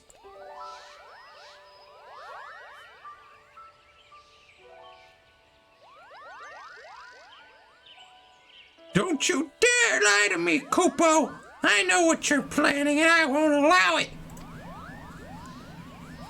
Open your eyes, Kupo. The king will never be satisfied, no matter how many crystals you bring him.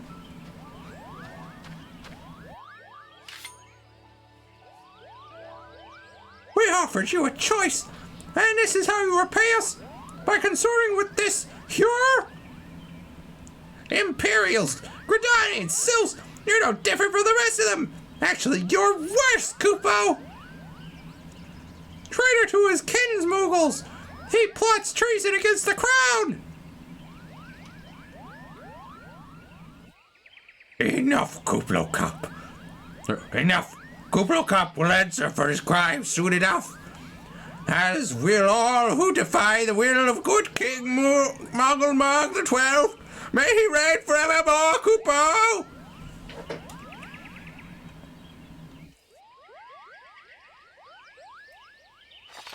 Uh-huh. The king is planning to purge the Twelveswood of his enemies, Kupo. We've got to stop him before it's too late.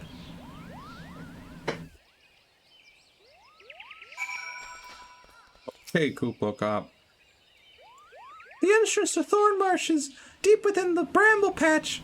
And Kupo, if you take me there, I can nullify the ward. But be warned, the Moogle's guard has set traps to lure enchanted beasts. I can't hide from them, so you'll need to protect me, Kupo. Escort Kuplo Cop safely to the warded entrance. Should you fail to defend him, or move too far away, he will return to Sweet Bloom Pier, where you may rendezvous with him before trying again. Let's go, Kupo! Keep going, Kupo! Well, maybe you should keep going. You're quite slow. You sense hostile presence. Kupo. You mean this fungus? This malevolent fungus? He's nothing.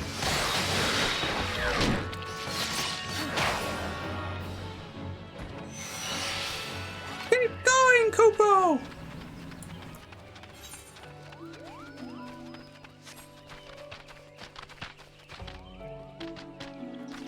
Come along, Kuplo Cop. Don't worry, these are only level 14 creatures. Oh! Squirrels! Talk! Good talk! Whoops. Sweeter!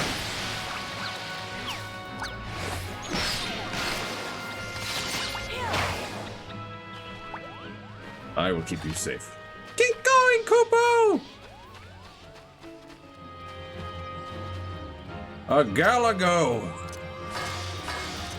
Brighton! Throwing daggers. Hey, you got range attacks, huh? Leave the Koopo alone! Or the Moogle?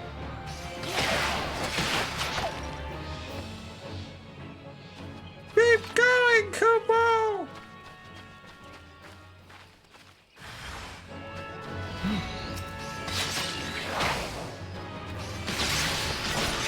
Did you hear that?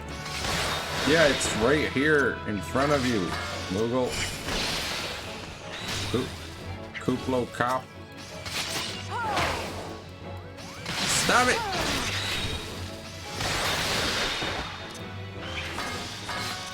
Brighton! Keep going, Kupo! You're quite injured.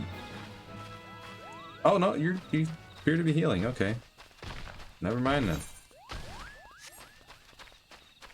I guess we'll continue. You stay back there, wild boar.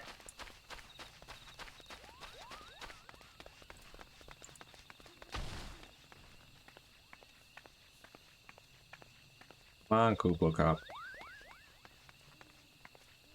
You are quite slow.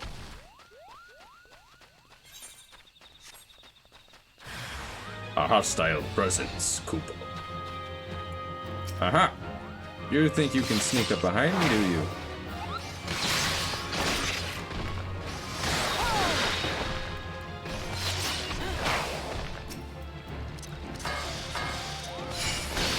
Brighton! Catan!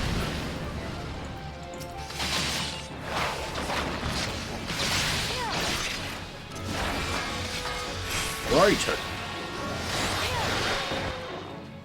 Keep going, Kupo!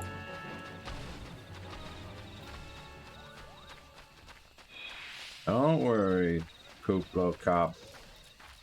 Don't leave me, Kupo! Well, keep moving then. Don't stop. What are you... Come on now.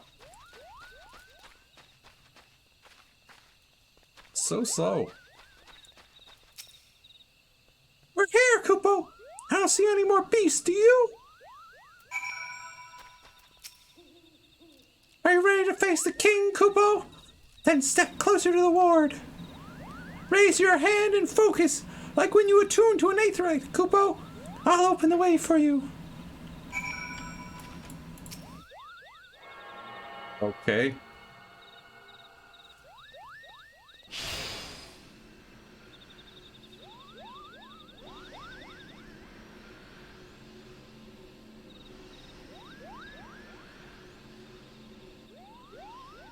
The rest is up to you, Kupo. Now go and teach those foolish Moogles a lesson, and send the king back whence he came.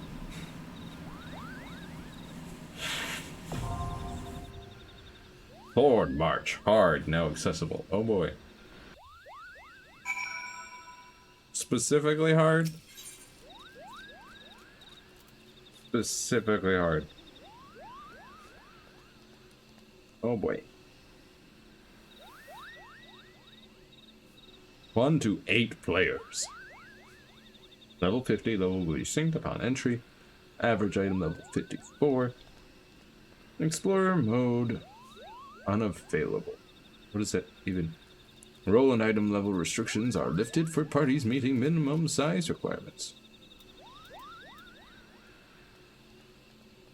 Joy.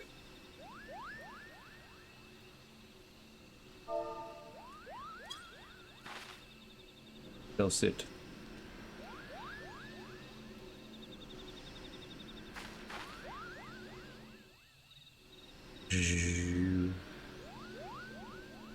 I shall meditate.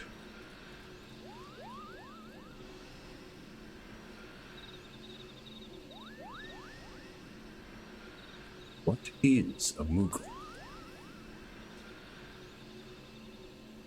What is Moggle Mog the 12th?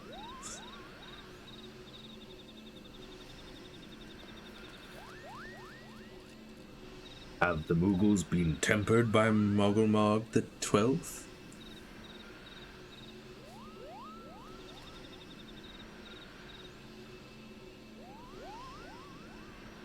any questions? Why do all Mughals end their sentences with Kupo?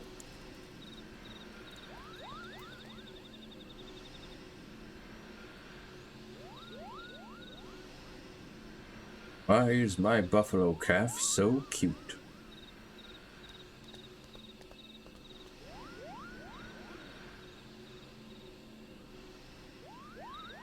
Look at him.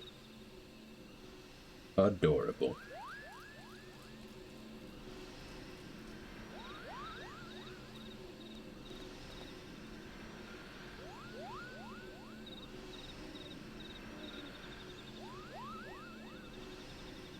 Will I ever find a party for this raid?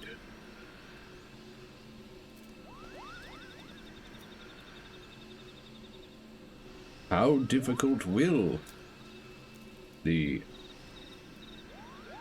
confronting of good King Mogulmog the 12th be?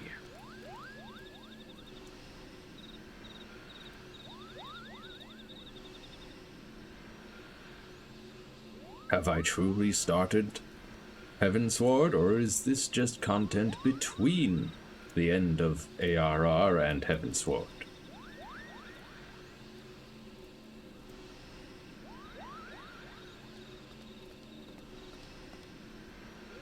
Is Ifrit bleeds we can kill it the quest chain that I should really be going down? That wouldn't make sense. The one I'm doing now is proceeding with finding a new home for the Scions of the Seventh Dawn. Surely that is the path to Heavensward.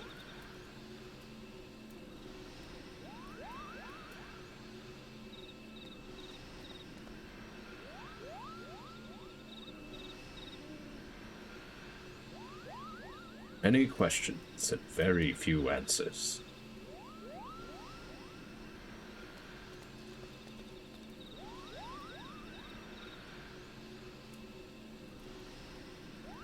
Well, I have been waiting for 3.5 minutes, and the average wait time is 5 minutes.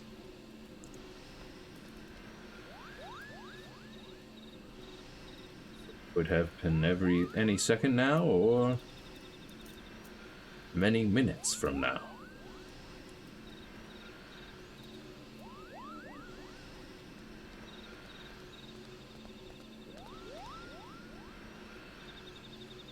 Who knows?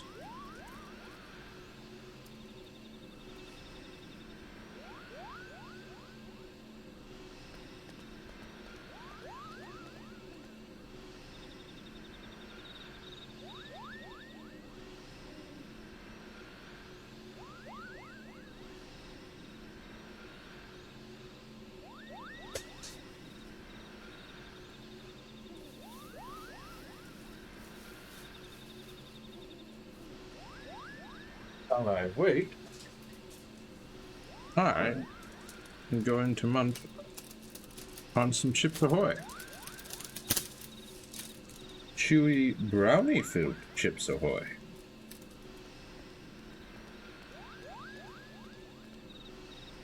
Mmm.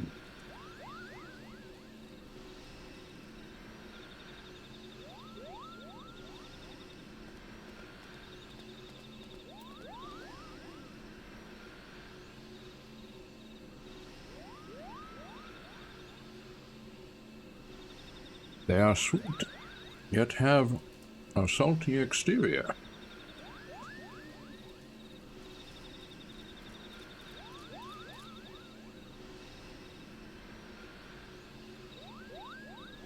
As Donald would say, salty? No, sweet.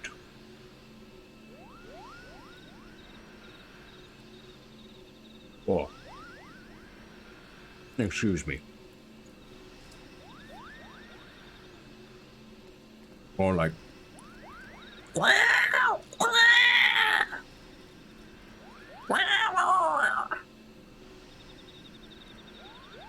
That's more like Donald.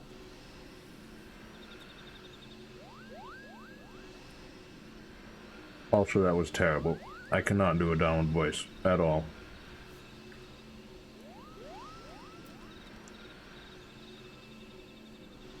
Several voices I can do, Donald is not one of them.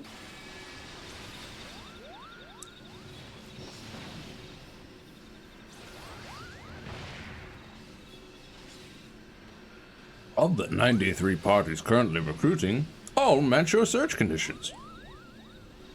Really?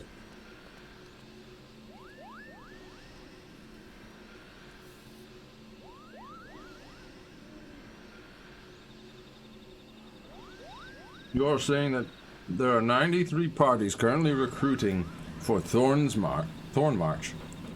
Hard. And yet I'm not being entered into any of them? How does this make any sense?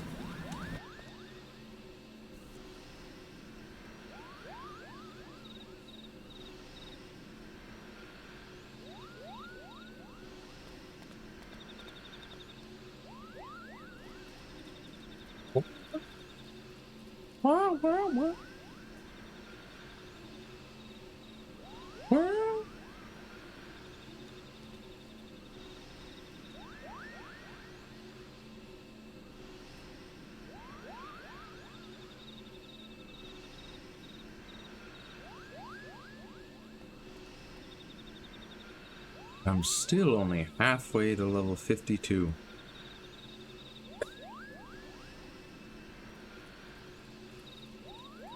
Actually, a little less than halfway, but surprised at how little experience I'm getting from these quests.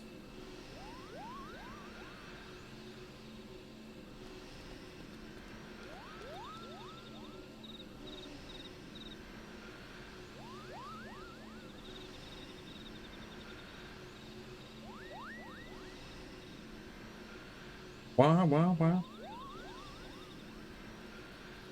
What?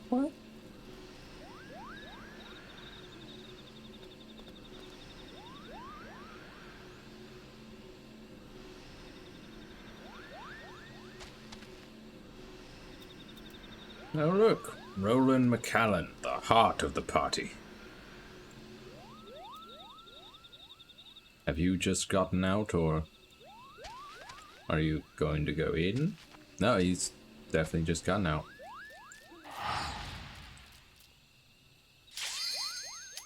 Commence!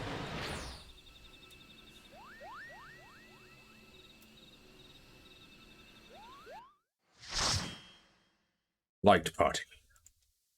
Put your faith in the light.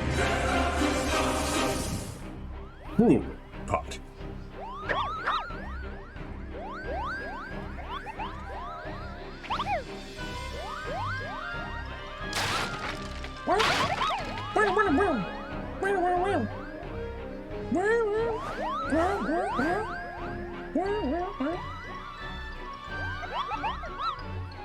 Come on, merely adventurers, I wager!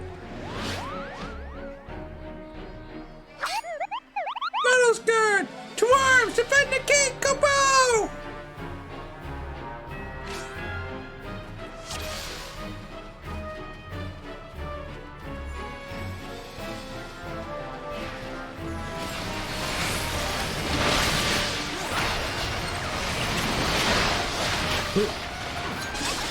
Faint. Oh, I was too far away. Faint. He's dead. Okay.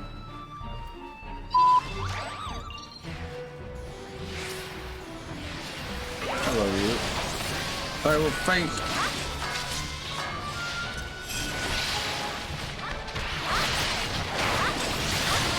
Palm burner. Poopla pookie.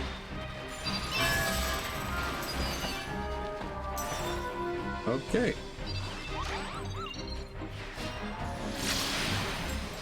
Oh.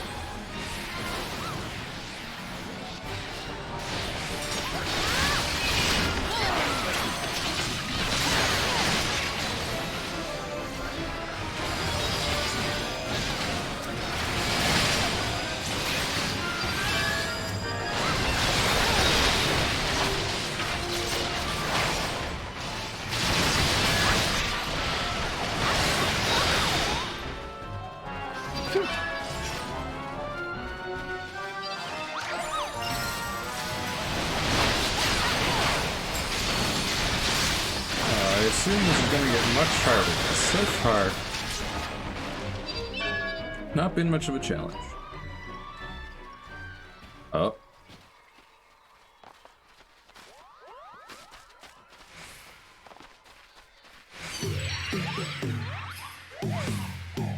Hail to the Koopa, I mean King!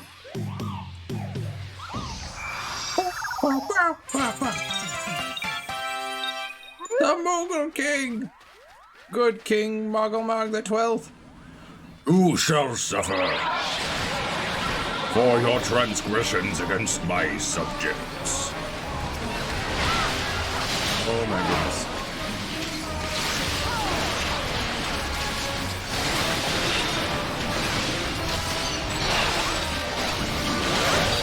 Take out all of these. Darn. Uh-oh. But I can't move. What? What is going on? Ah! What is... I have no clue what's going on. Ow. Ow. I'm just gonna brighten.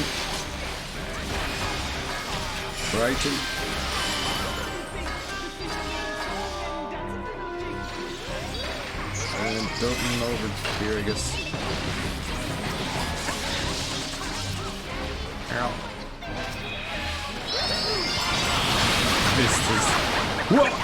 What? Wait, what just happened? What? I just walked over here and instantly died. Except for Race.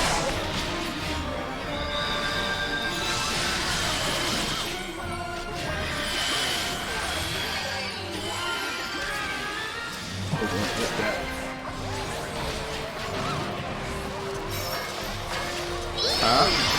Okay.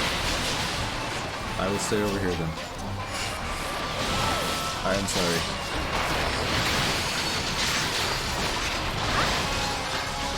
I apologize. Profusely. Thing.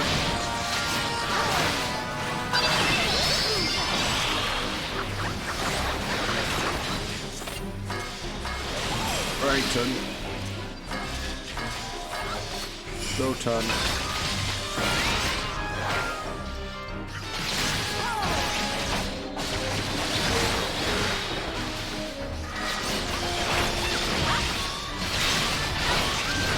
So dead.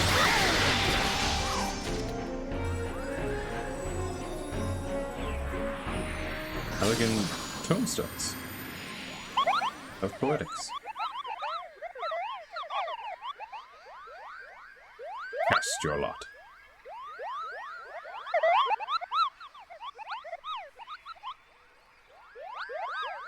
And away they go.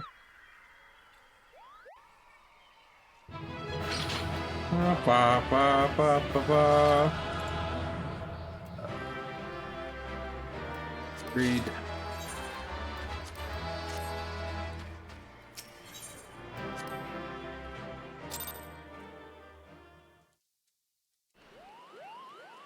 Okay, that wasn't so bad. You did it, Kupo! You did it! Good King Mogulmog the 12th! May his mighty soul rest in peace is no more!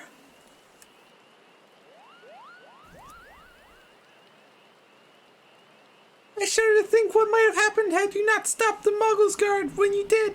Thank you, Janasia. Perhaps now they'll come to their senses and stop playing at fairy tales.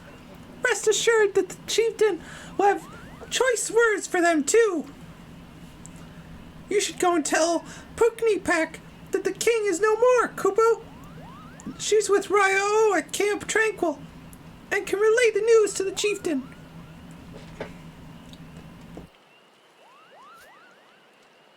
Nodders, nodders.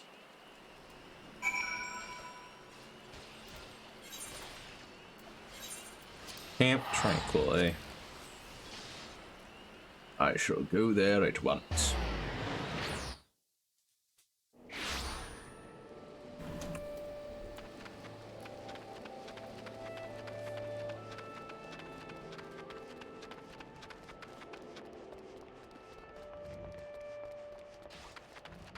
Slick.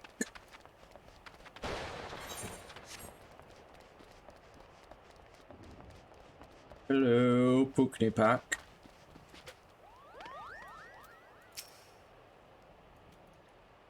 Do I dare believe my ears? Good King Mogglemog the 12th, may his magnificent virtues serve as an example to us all, has fallen? All Moogle kind owes you a debt, Kupo. And I sense Ryo wishes to congratulate you as well. I shall let you two speak without fear of interruption. Thank you.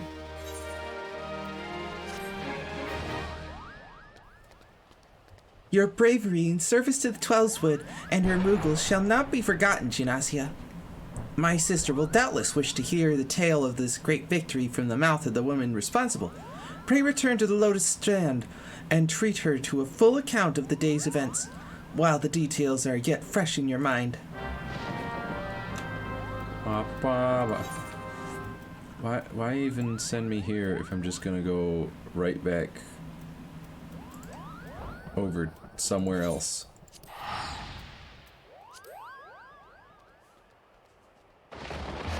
Why are you over here? Why not wait for me back there, and then I could just talk to you both at the same place?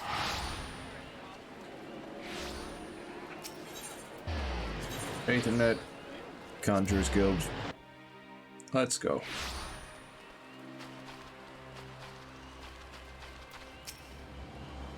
The Elder Seed Seer is expecting you, madam. May I show you in? Yes. Immediately. Let's go.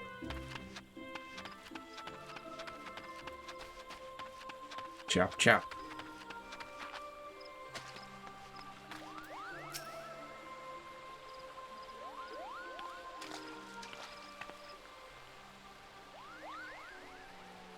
Ginasia, you are returned to us, unharmed and victorious. Thus have I two reasons to be glad. Yet many questions remain unanswered. If you would be so kind as to oblige me, I would fain hear all that occurred in Thornmarch. You would feign to hear it? You would fake hearing it?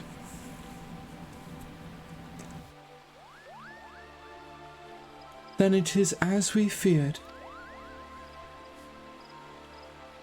The king really is a primal? But he really isn't, is he? I mean, the Moogles don't worship him for one thing. He's not even a god to them. He doesn't sound like any primal I've ever heard of.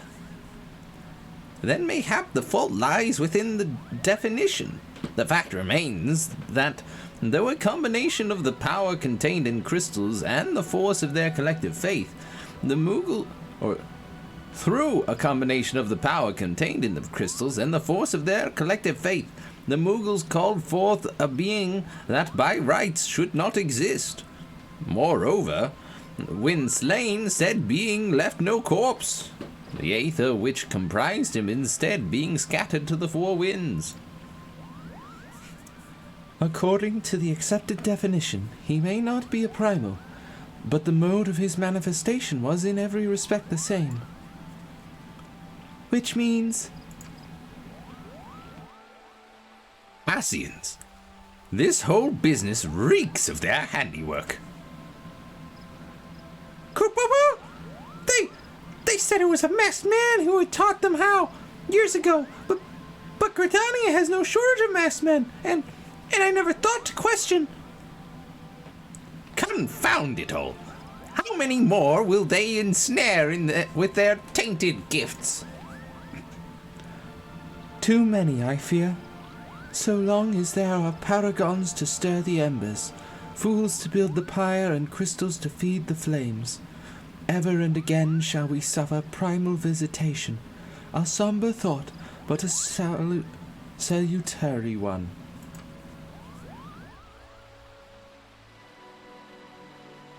My heartfelt thanks, Junasia. Already the information you have provided has proven invaluable. The Grand Serpent Marshal and I have much to discuss. Oh, before you do, my lady, I was hoping we might finish discussing that other matter. The matter of which you speak has even now been settled. The Scions shall not want for support. We shall be glad to send additional supplies to Revenant's Toll. We knew we could count on you, my lady.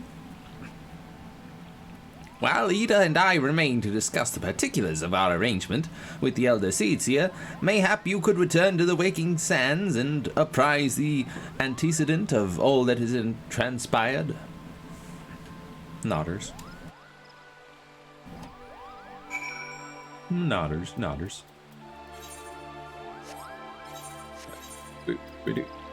Oh. Moggle the 12th's whisker.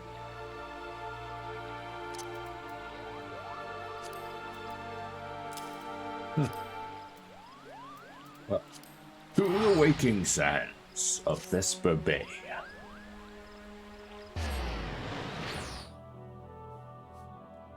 That's the ticket.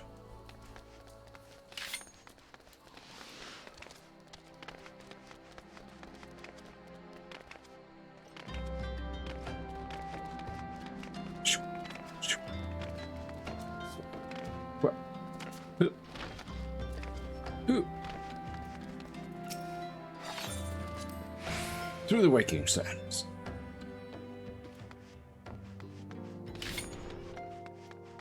And to the solar.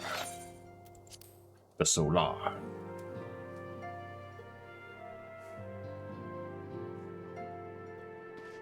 Hello, Minfilia. It is good to see you hale and healthy, Junasia. I received word from Ida and Papalimo that you had felled good King Mogomog the 12th, but I had hoped to hear your version of the tale. So it was as they said, summoned with the same methods used by the beast tribes and taught by the Asians. Though unfortunate, this incident did at least serve to remind the Elder Seedseer of our usefulness. Her offer of additional support could not have come at a better time. My thanks, Junosia. Papa. Was that just like 4,000 experience that you gave me for that quest? Honey, I need 500,000 to level. And you're gonna give me 4,800. Alright. The time has come at last to leave Vesper Bay, and Minfilia would apprise you of the final details of the move. And give me blood. For some reason. Owing to the tireless efforts of all concerned, we are at long last ready to bid farewell to Vesper Bay. So as to avoid drawing undue attention, we shall make the journey to Revenant's Toll in small groups, departing at irregular intervals. Lest you doubt, it is still my intention to conduct future operations openly, but on this particular occasion, the need for caution overrides all other concerns. To move north as one ponderous caravan would only serve to invite attack. It seemed only right that I should be the last to leave, and I would have you remain with me until the end, Janasia. Upon my departure, the Waking Sands will formally cease to be our headquarters, and the premises will be given into the care of Urianga. I had thought to relinquish the property, but he was quite adamant, and I had not the heart to disagree. These walls have borne witness to some of the brightest and darkest moments in our Order's history. Perhaps it is best that we do not forsake them entirely. Urianga shall remain here and devote his energies to studying the nature of primals. By the grace of the 12, he will one day discover the permanent solution that we have sought for so long. Of course, he will not be alone. Alisaie shall continue to work closely with him as well. Should they require our assistance, I have their assurances that they will not hesitate to contact us. Speaking of Urianga, would you inquire of him if any tasks remain undone? I cannot escape the feeling that I have forgotten something important. Perhaps boxing up that shattered cane staff? I mean, I assume we're going to be taking it with us. Being as it's such a prominent display.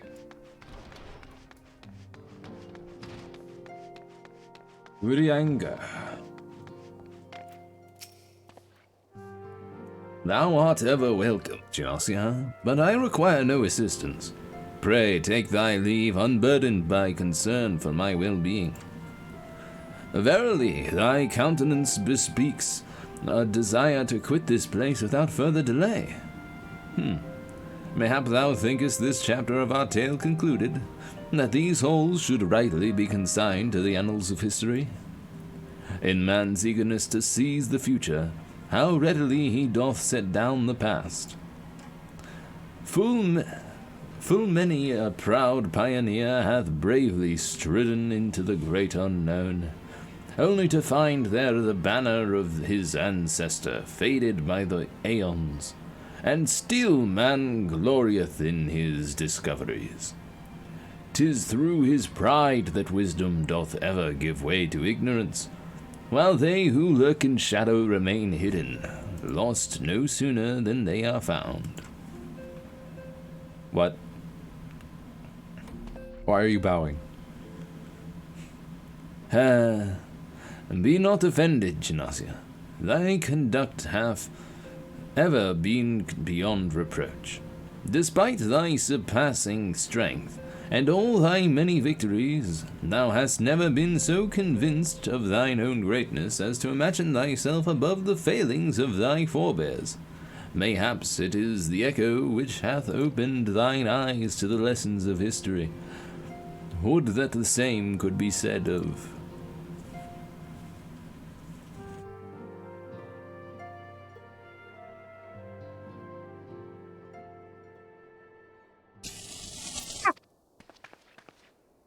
Whence came that cry?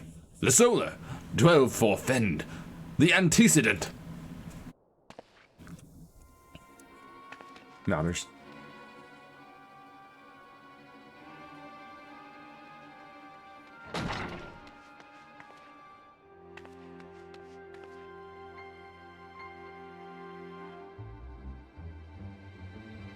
Genosia, you must...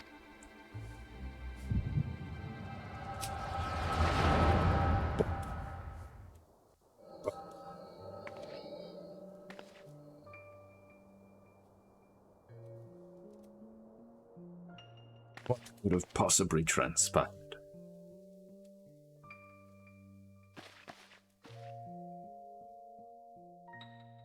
Tell me, Louis, would you have done the same?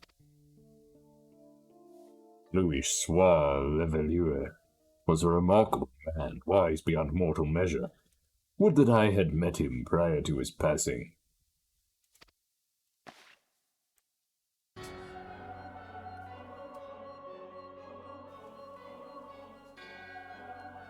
Minassian, here? How? How readily you see you are indeed gifted antecedent. But you are not like the others. Your robes. Gifted but ignorant. Yet I shall not judge you harshly. The fault lies with your forebears. It has been millennia. Mine are the robes of an emissary. Unlike he who came before, I have no quarrel with you. He who... You speak of La Habrea? Ahabrea is a warrior. He fought. He fell. He may yet learn from his mistakes. Then he is still... Come, I only confirm that which you already knew. There is no cessation, no oblivion, only expulsion. You... What are... Haru!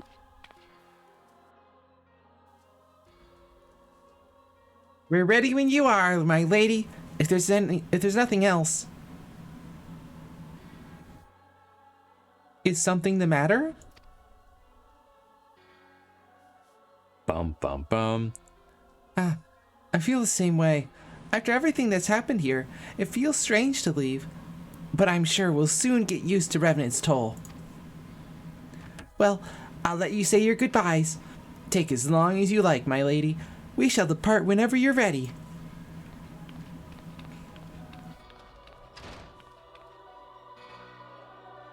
It is only to be expected. She lacks the gift and the knowledge both. To her, we are indistinct.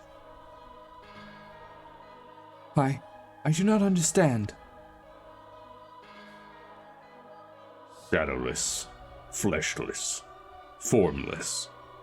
What truth there is in each tale is diluted by time and telling. Knowledge dictates expectation, and expectation colors perception. Thus did she perceive naught. What? So it is with all but a chosen few. Even you, when young, could not yet see with eyes unclouded. What? You know nothing about me. Nothing. The gift grants you clarity. It grants you focus. With it, you may in time come to see us as we are, rather than this crude approximation. La Habrea did not think so highly of the Echo. La Habrea is wrong about a great many things. The Echo is indeed a gift, albeit one you have yet to master. And if we did? There would be no strife between our peoples, for we would be of one mind. I leave as I came, in peace, antecedent. May we meet again as friends. Wait! Stay where you are. Ah!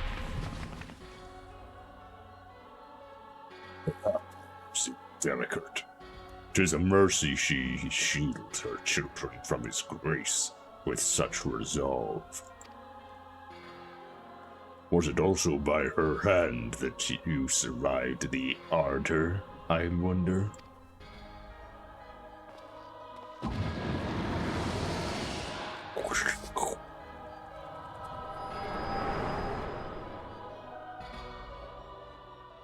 Ba, ba, ba, ba. I take it there is no need to explain.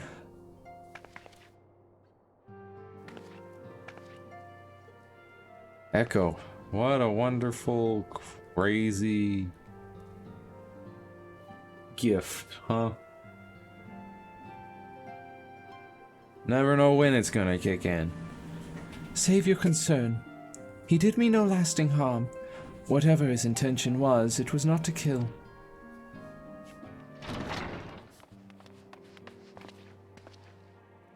I heard the cry. What happened? Are you all right? You look faint. Do you need to lie down? I could fetch you a flask of my special tonic. Urianger, send word to the students of Baldesian. Tell them to scour the archives, the forbidden tomes in particular. If there is any reference to an Ascian robed in white, however oblique, I would know of it. An Ascian, my lady? Was that what gave you cause to cry out? Nodders. I did but moments ago glimpse a figure clad in white set forth from the waking sands. Yet Ascians are wont to employ teleportation magics. Why would one be so brazen? I know not and care not. Find him, Genosia. Turn every stone in Vesper Bay if you have to. Pray attend me, Tartaru.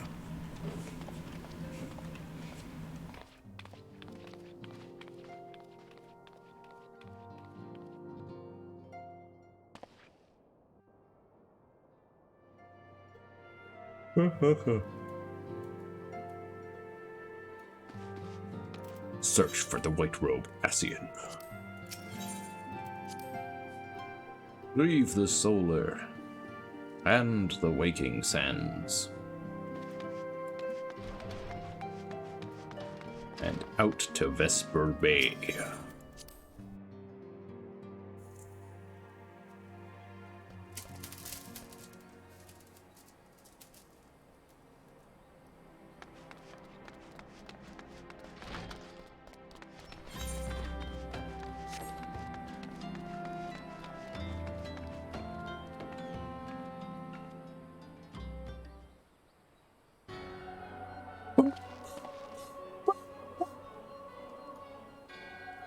I am told that you are the warrior of light, but I would know for myself. I shall walk north, and you may choose to follow. Know, however, that you will be waylaid if you do. You may even perish. Should you survive, we shall speak anon. What? I walk north. If you follow, you will be attacked. You might even die. But if you survive, we'll speak. You think I'm not gonna follow you? You are being judged. What? Rude?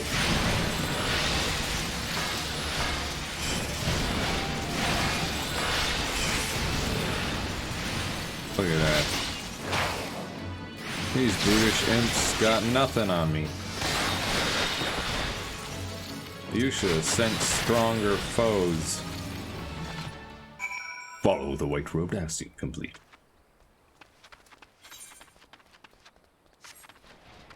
I'll just keep going north, huh? Well, all right, buddy. Doesn't that get dizzying?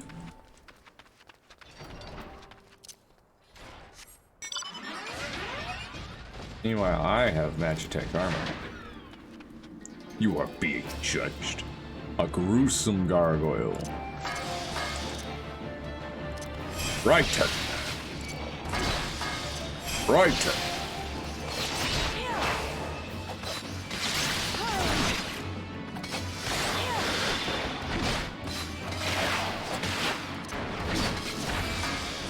Brighton. And you're dead. So easy, man. What kind of test is this?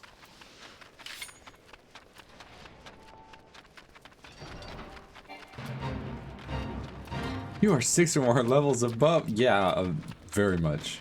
And I don't care about your thing. Hey, gnarled.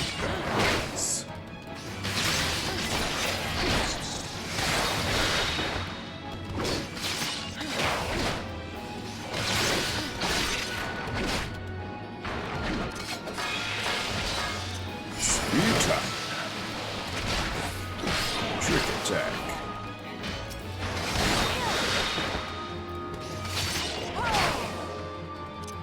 Into 10 Hutan.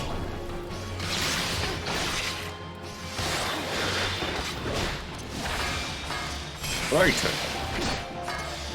Brighton. And you're dead.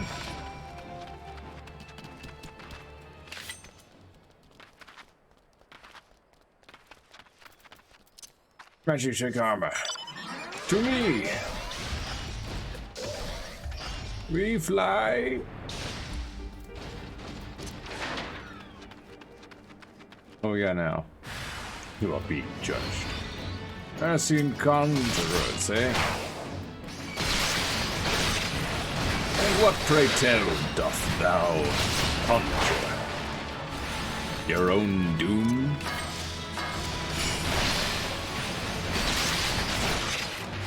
Hello, white robe. Passing. Enjoying the show.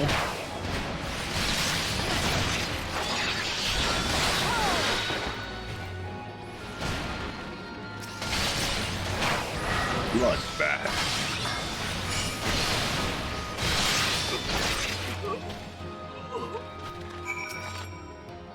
How was that? Did I do good? Remarkable. Truly remarkable. I thank you for granting me this indulgence. None save she who bested La Habrea could endure such an examination. Have the laws of man grown so twisted in my absence that it is now permitted to lay hands upon an emissary? You bore witness to my audience with the antecedent, did you not? Then you know I acted only in self-defense. I realize the same cannot be said of La Habrea. Even amongst his brethren, he is considered unique. Nevertheless, I cannot wholly condemn his misdeed, for through them we discovered you, one so strong in the gift that she could cast us out.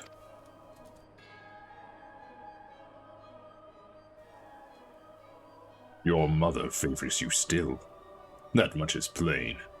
But surely you must feel it. Her influence wanes, and her strength shall soon be spent. These lands, these people, this world, all shall soon change. As it was, so shall it be again. As it should always have been. Doubt my claims and question my motives if you will. Only believe me when I say this. I am Elidibus, emissary, bearer of the word of the one true God, and we shall meet again.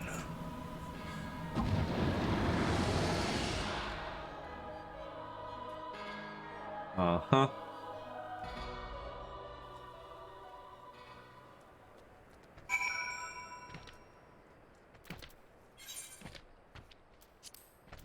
Actum Amphilia. To Vesper Bay.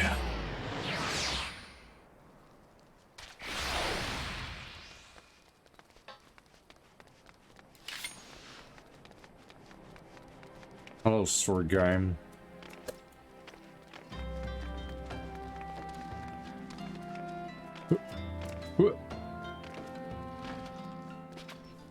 Amphilia. I encountered him.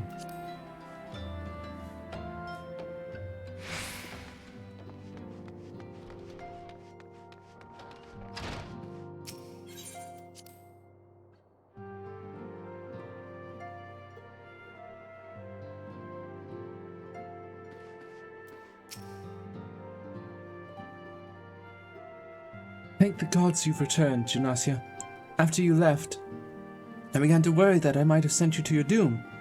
I take it our visitor proved elusive? Beg pardon? He was waiting for you? What did you do? What did he say? As it was, so it shall be again? Of when does he speak? And of what exactly?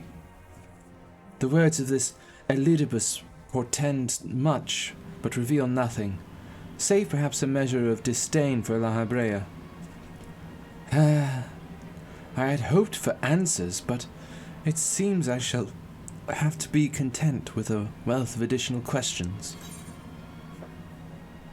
You gain 538 plus 80% rogue experience points. You're getting 4,800 rogue experience points, but I don't get that plus 80% for quests. Let us set aside the matter of this Ascian until after we have completed our move to the Rising Stones. There is but one final favor I would ask of you before we depart. I believe I mentioned before that my father was a member of the Alamegan Resistance. The truth, however, is more complicated than that. As far as the Empire knew, he was their spy.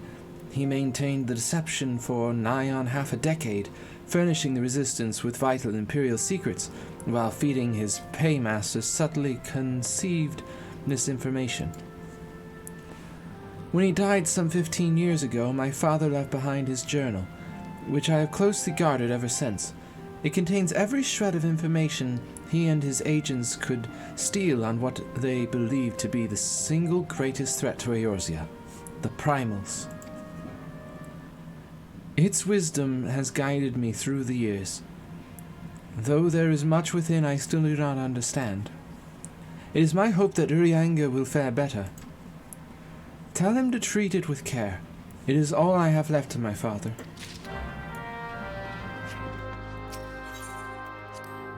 Quest accepted.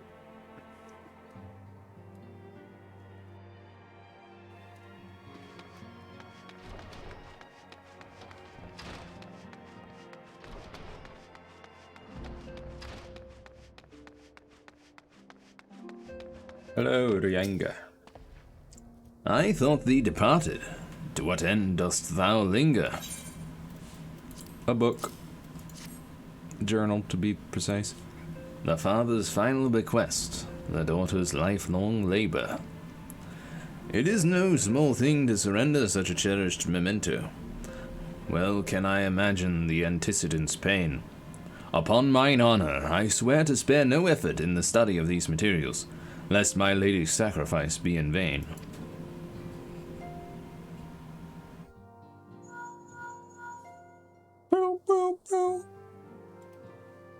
Ginacia, this is Minfilia. Forgive me, but I could wait no longer. I've departed for the Rising Stones. If you have yet to... Once you have given the journal to Urianga, I bid you come to the Seventh Heaven in Revenant's Toll. Tataru will be there to show you inside our new headquarters. Assuming you have already attuned to it, you may wish to make use of our new Aetherite in Revenant's Toll. After all, it is right on our doorstep. I have not attuned to it because I didn't even know that unless you're talking about the one in Revenant's Toll, which I have, like the main eighth right there. In which case, yes, I have attuned to Revenant's Toll.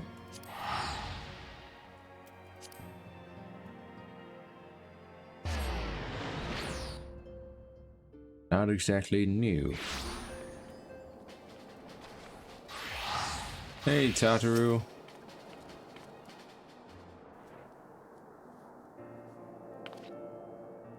Oh, Junacia, you're here.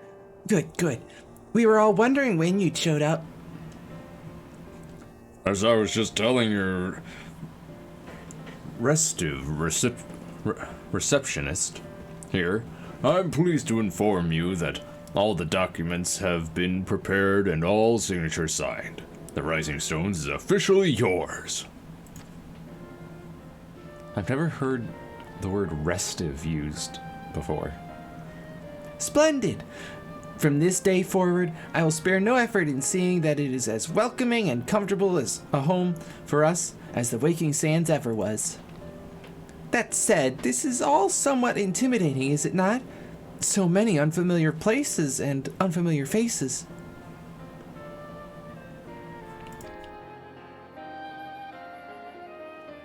Take that odd-looking fellow over there, for example. He's been eyeing us most suspiciously ever since we arrived. I cannot help but wonder if we are truly safe here.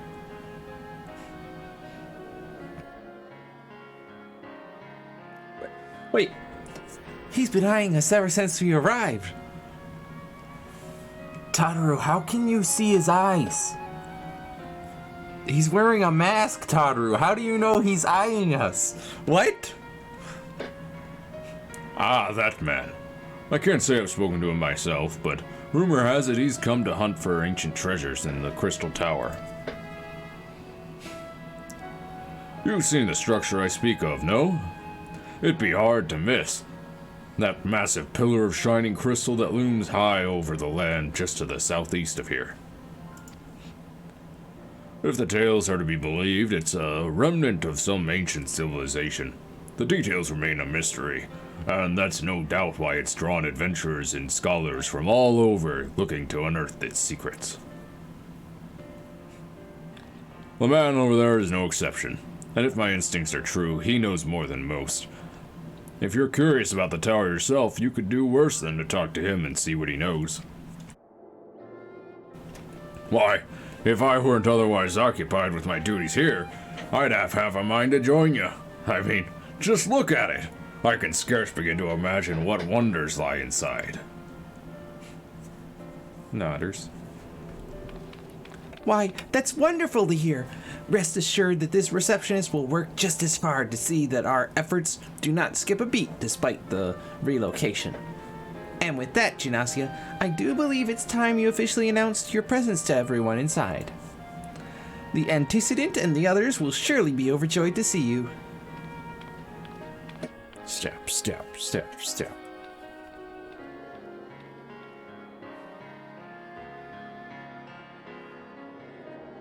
The Crystal Tower quest series is now available from the Outlandish Man. In order to progress in the main scenario, you must first complete certain quests in the Crystal Tower series. While you are granted a respite from your duties as a scion, use your time to probe the depths of the Crystal Tower and see what ancient secrets may be gleaned.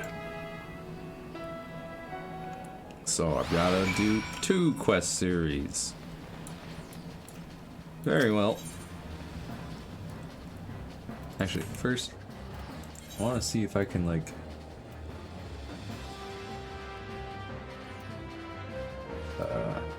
I don't want to abandon it. I just want it off of my screen because I'm not going to be really... What? Huh? Okay, yeah, okay. So this moves to the top, and then this removes it from my screen. Good, nice, nice, nice. And Duty Finder front Ultima weapon out. Boop. There we go. If I do decide to do those quests, I'll do them later. Snoochie Boochies. Quite the little pet you got. Mystic weapon. An oddly garbed man visiting Revenant's Toll has some information which might be of interest to an experienced adventurer. Legacy of Alag. Do I know you? Nah. Unless I am very much mistaken, you are the famed adventurer who bested the Ghanaian Empire's general, are you not? And the great Gymnasia Visan herself. Amazing. And more than a little serendipitous. One might even call it fate. I but recently received word of a truly unique opportunity, you see. An opportunity the like of which none but one of your proven worth could take advantage. The reward? Not less than the accumulated knowledge of a fallen civilization. The risk? A single misstep could cost you your life. But what is a little danger to a storied hero such as you? A woman with absolute confidence in her own abilities stands to profit handsomely from this venture. No, I crave no recompense for my part in bringing this opportunity to your attention. The historic discoveries you shall make will be reward enough, I assure you. If my words have fanned the flames of your curiosity, then I bid you seek a man by the name of Rambrose at St. Coinox Find. It is he who stands at the doorway to untold marvels, awaiting the arrival of a champion bold enough to march across the threshold. Quest accepted. Where are we going? Over here.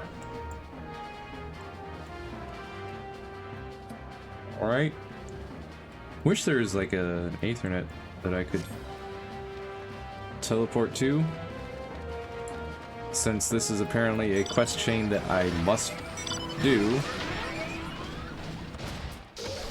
Which would be nice if I had a faster way of reaching it.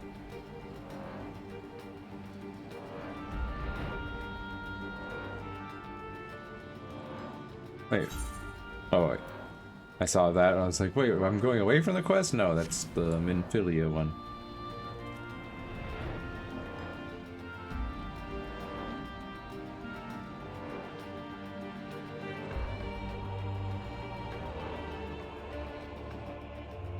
Here I am.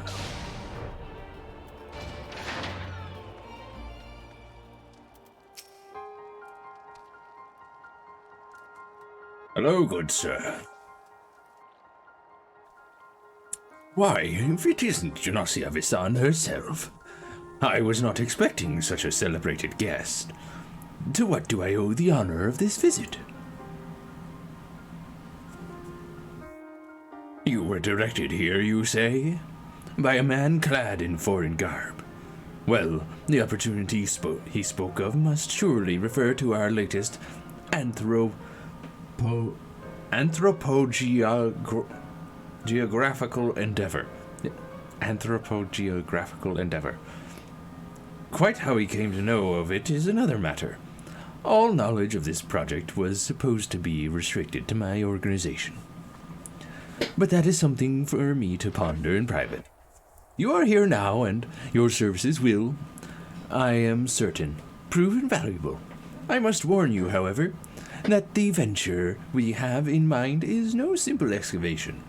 An unprepared or incautious adventurer could very well find herself on an unplanned and unpleasant journey to Thal Solemn Halls.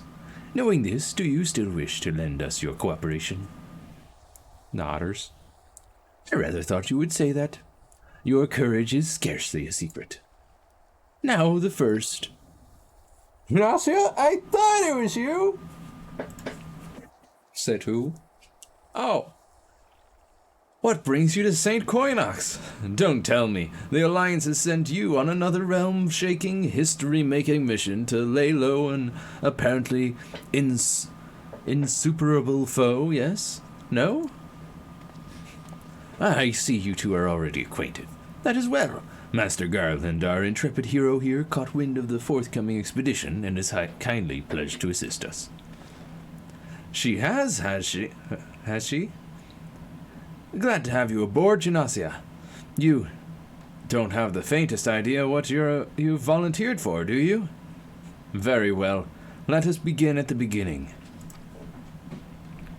The Sons of St. Coinoc are tasked with unearthing the secrets of the long-fallen Allegan Empire, and this present endeavor aims to delve more deeply into the civilization's mysteries than ever before.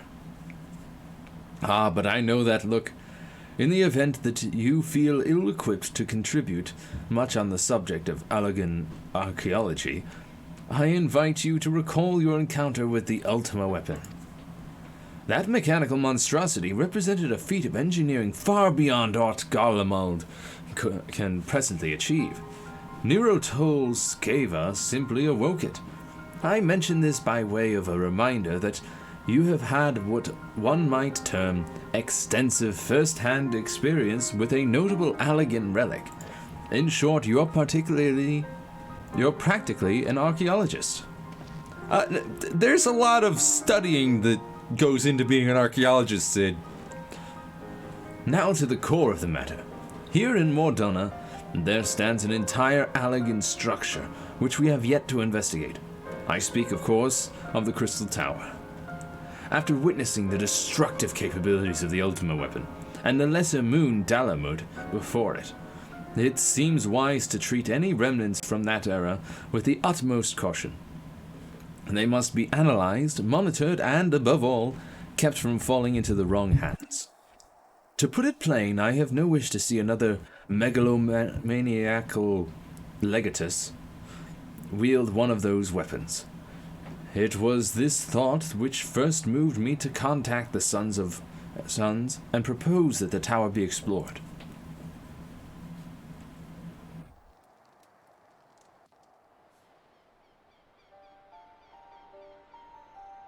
For several millennia, the Crystal Tower remained hidden, buried deep underground. But, like so many other things that were better left undisturbed, the structure was freed from its stony prison by the great upheaval which accompanied the coming of the Seventh Umbral Era.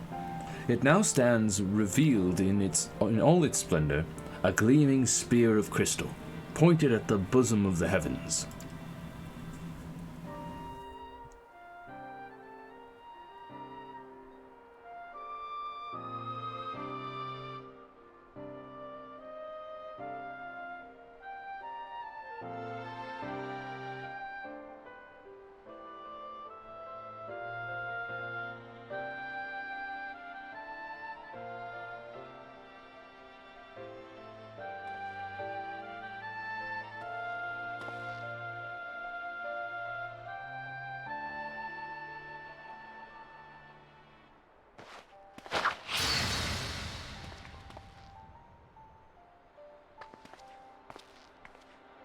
We believe the tower to be the repository of much of the ancients' wisdom. Unfortunately, its entrance is guarded by formidable defenses, and we cannot so much as peep through the keyhole, much less set foot inside.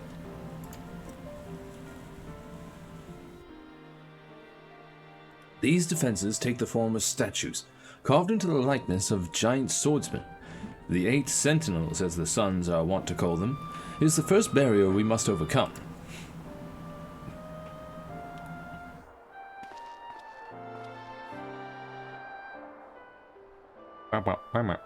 Nod, nod. Why not simply fly over them in an airship, you ask? It's been tried before. Any vessel that ventures too close to the tower is blasted out of the air. We either destroy those statues, or the front door is forever beyond our reach.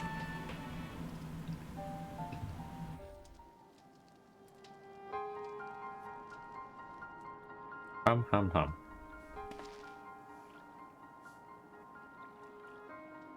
My colleagues and I are ill-suited to negotiating with such deadly hazards. Thus, if we are to gain access to the tower's secrets, we must needs employ the services of an experienced adventurer. It will be difficult and dangerous, Janasia, but I can think of no finer woman for the task. If I didn't know better, I'd say you had a taste for these deadly escapades. I look forward to working with you again. There's much more to be done before we can begin the expedition proper. Take some time to prepare yourself, and I shall explain the challenges that lie ahead.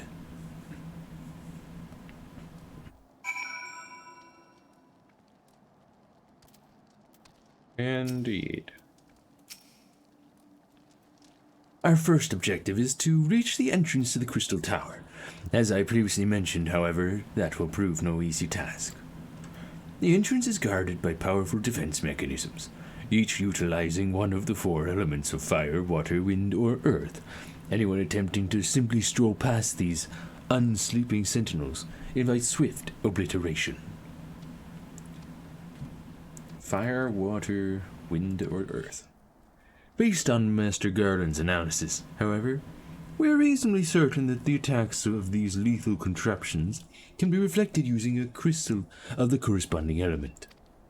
Naturally, these crystals must be of surpassing clarity, free of the slightest impurities, much like the flawless specimens used by the beastmen in their primal summoning rituals. Mayhap I should have said exactly like. The specimens they use. Were there any other way, we would not ask this of you, but we need someone to enter the Beast Tribe strongholds and liberate their perfect crystals. For the moment, I would have you focus on obtaining 2 of the 4 crystals we require. Pray make for Lenosia, where both the Sapsa spawning grounds and Ugamaro mines are located. You may be certain that the materials used in the Beastmen's sacred rituals will be well defended. Whether you choose to venture there alone or with companions, I shall leave to your discretion. Whatever you do, please be careful. But I already know where to find crystals, elemental crystals, that are very, flawless. I've done it before for my previous quests, but no, I can't do that. No, I've got to go steal some from the darn beastmen.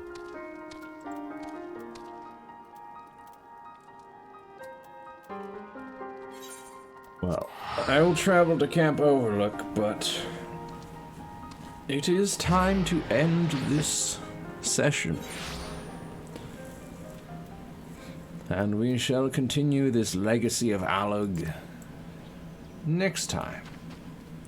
Also, man, look at that beautiful sky out here in this forest. What a scenic view. Just look at that.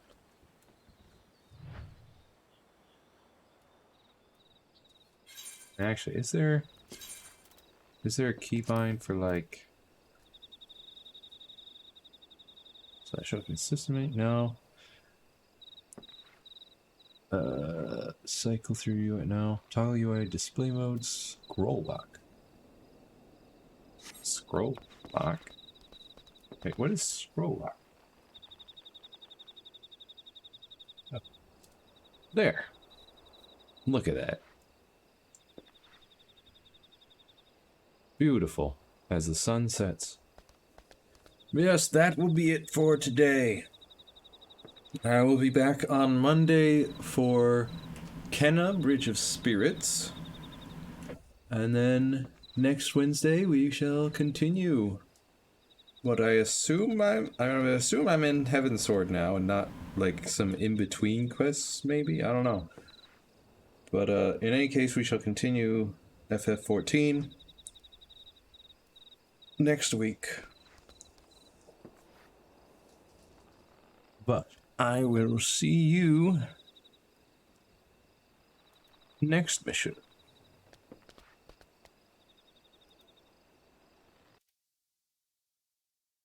Bye-bye.